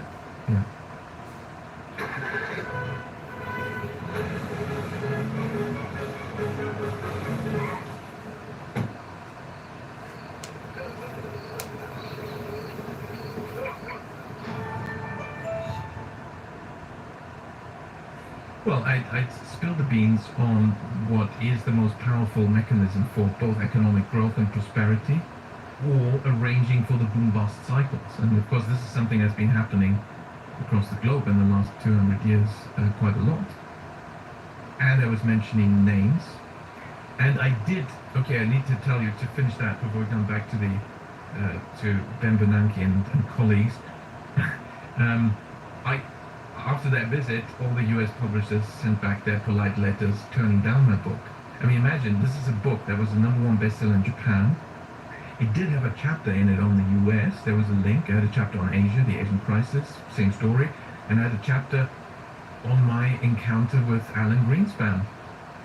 And based on that encounter and some analysis, I concluded, and that was in that chapter, that actually the Federal Reserve is on track, and Alan Greenspan was still heading it at the time, was on track to create the biggest asset bubble in history, and they will do likely the same as in Japan, and it will be a crisis. It will be a bust, but because it's America, it's going to be a global financial crisis. And that was in my book. It's published in the original Japanese in 2001. Now, I then found one publisher that has I don't want to mention the name, it's a very good name, and they have international offices, global, excellent top reputation, and their US operation is quite independent, has editorial independence, and I sent the whole manuscript to the CEO of the, their US side, and they have excellent distribution in the US. And then I went to New York and I called him and said, I happen to go through New York, can we meet? Oh, of course. We met in the Four Seasons. The first thing he said when he saw me is, Richard, thanks for sending me your book. I read your book. It's the best business book I've ever read. That's what he said. Of course, we'll publish it. So that's how the lunch started. And I thought, well, this is good. This is starting good. I better immunize him a little bit on what's going to happen next. People will approach him, and I've experienced this in Japan. They will say that this is a dangerous book. That phrase was used. Some particular journalist working at the New York Times, but probably also rather, you know, in the Mockingbird style, perhaps working for some of the agencies. They did some sort of activism against my book, because I wanted a book launch on the Japanese book for the foreigners and foreign journalists in Japan at the Foreign Correspondents Club. And the head of the Foreign Correspondents told me that these US journalists were really trying to block that. Anyway, so I told him, you know, they will say this is dangerous, and he was just laughing it off. You know, nobody can stop me. I have total editorial independence, and this is a brilliant book. It was bestseller in Japan. Are you kidding me? Of course we'll publish this. So 2 weeks later, I was back in Tokyo. Email from this guy. Dear Richard, it's great to meet you in New York. I love your book. Unfortunately, we can't publish it.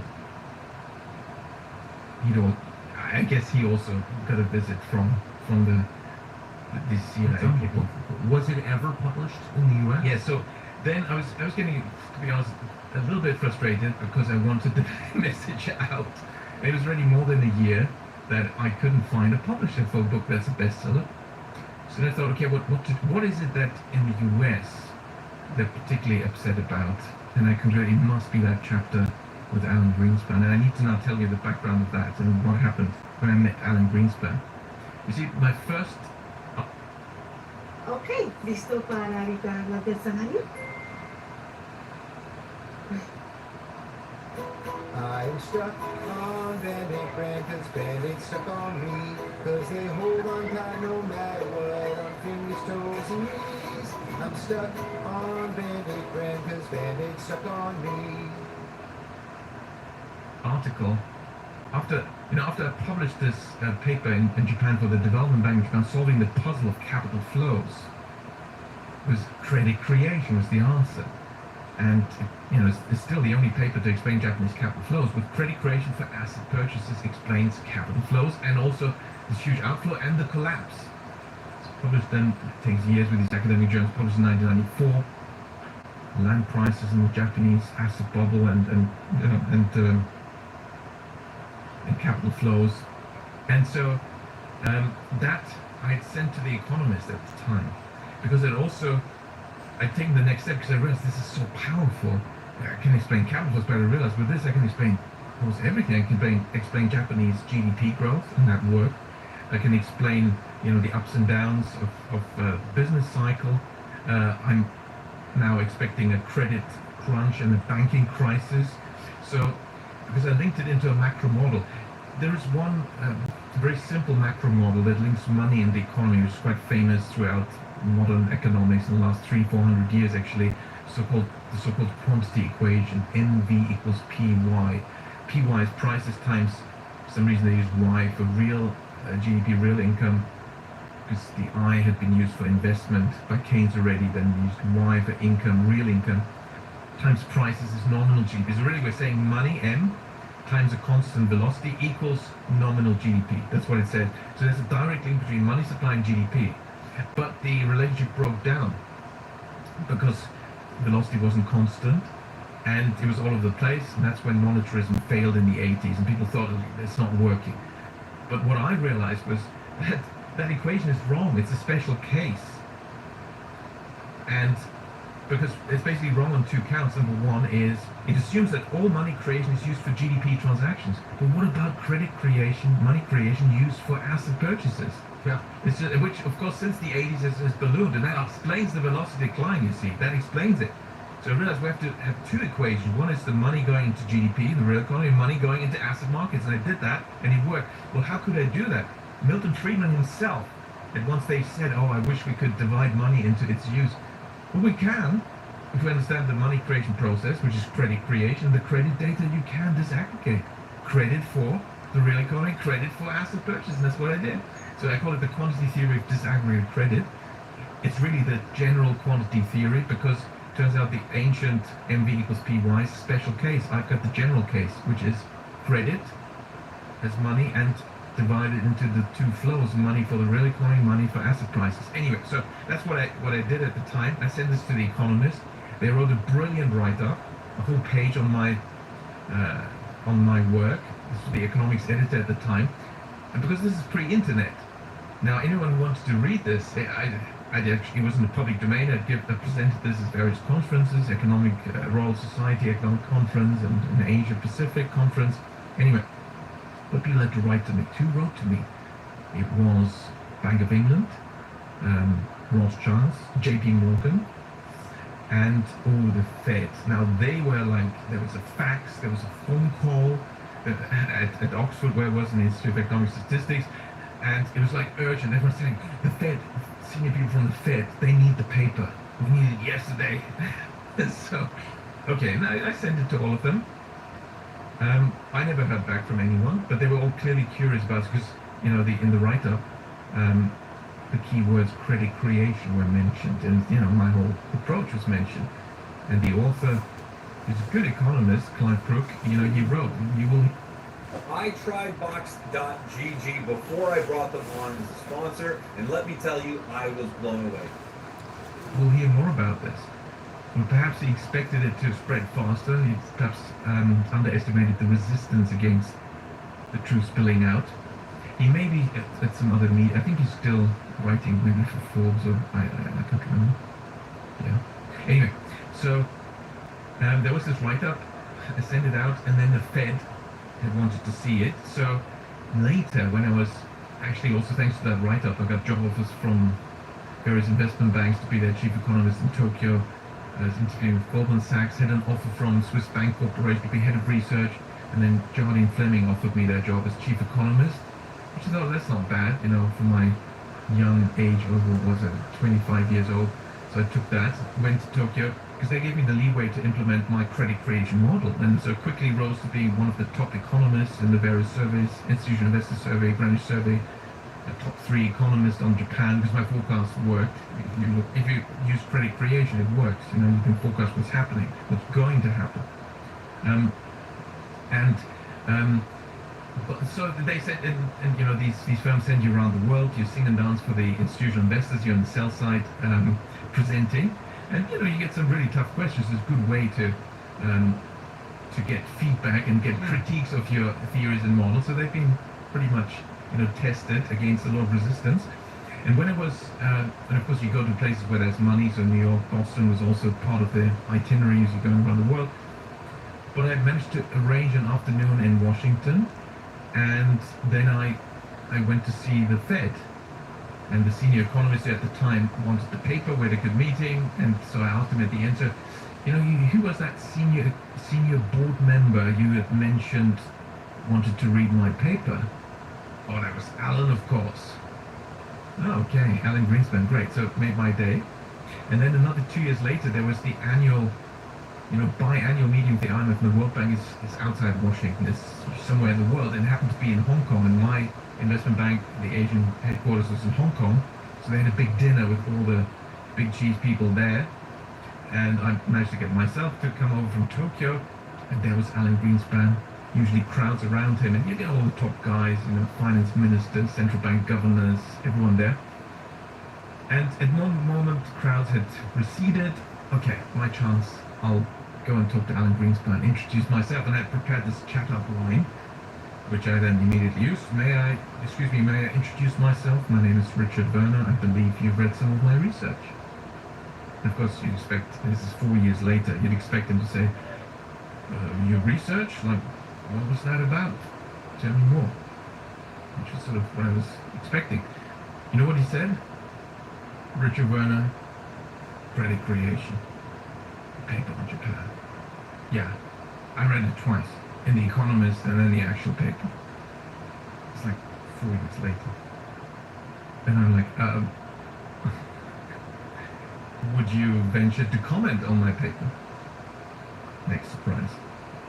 You know what he says? Can't remember. Turns around and walks away. Well, hang on. He's just proven that he remembers every single detail of this. But he clearly didn't want to talk to me. So that was kind of scary. And so when I got back to Tokyo, we had this system called Reuters 3000. It's all sort of pre-internet or very early stage. So I looked up Greenspan's publications, his speeches, anything written, anything uttered by him. Because, he said it, Richard Werner, credit creation, the key words. So, when and how often has he used credit creation in his, and he was central bank chairman of the board of governors for 18 years. So, he's been prolific in his utterings and speeches and publications. You know how many times he's used credit creation? I added this keyword search. 0. Never. Now, of course, I knew through this encounter that he knew extremely well why this is so important, so powerful. He knew this very well. That was very clear. But he was playing ball. This is a taboo. He's never used it. And I thought, that can't be, there must be something. I kept searching, and then I discovered there's a book edited by A.M. Round. And he wrote a chapter in it in 1960s. At a Gartner conference, you have access to a uniquely immersive experience with exhibitors who are all seasoned solution providers, ready to help you address your organization's most critical priorities. Through live demonstrations, case studies, product-specific theater sessions, and one-on-one meetings, you can explore the latest technology and solutions you need and learn how to bring them back to your organization.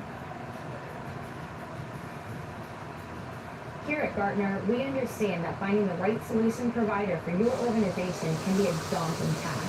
That's why we curate our exhibitor experiences to give you a comprehensive view of the vendor landscape.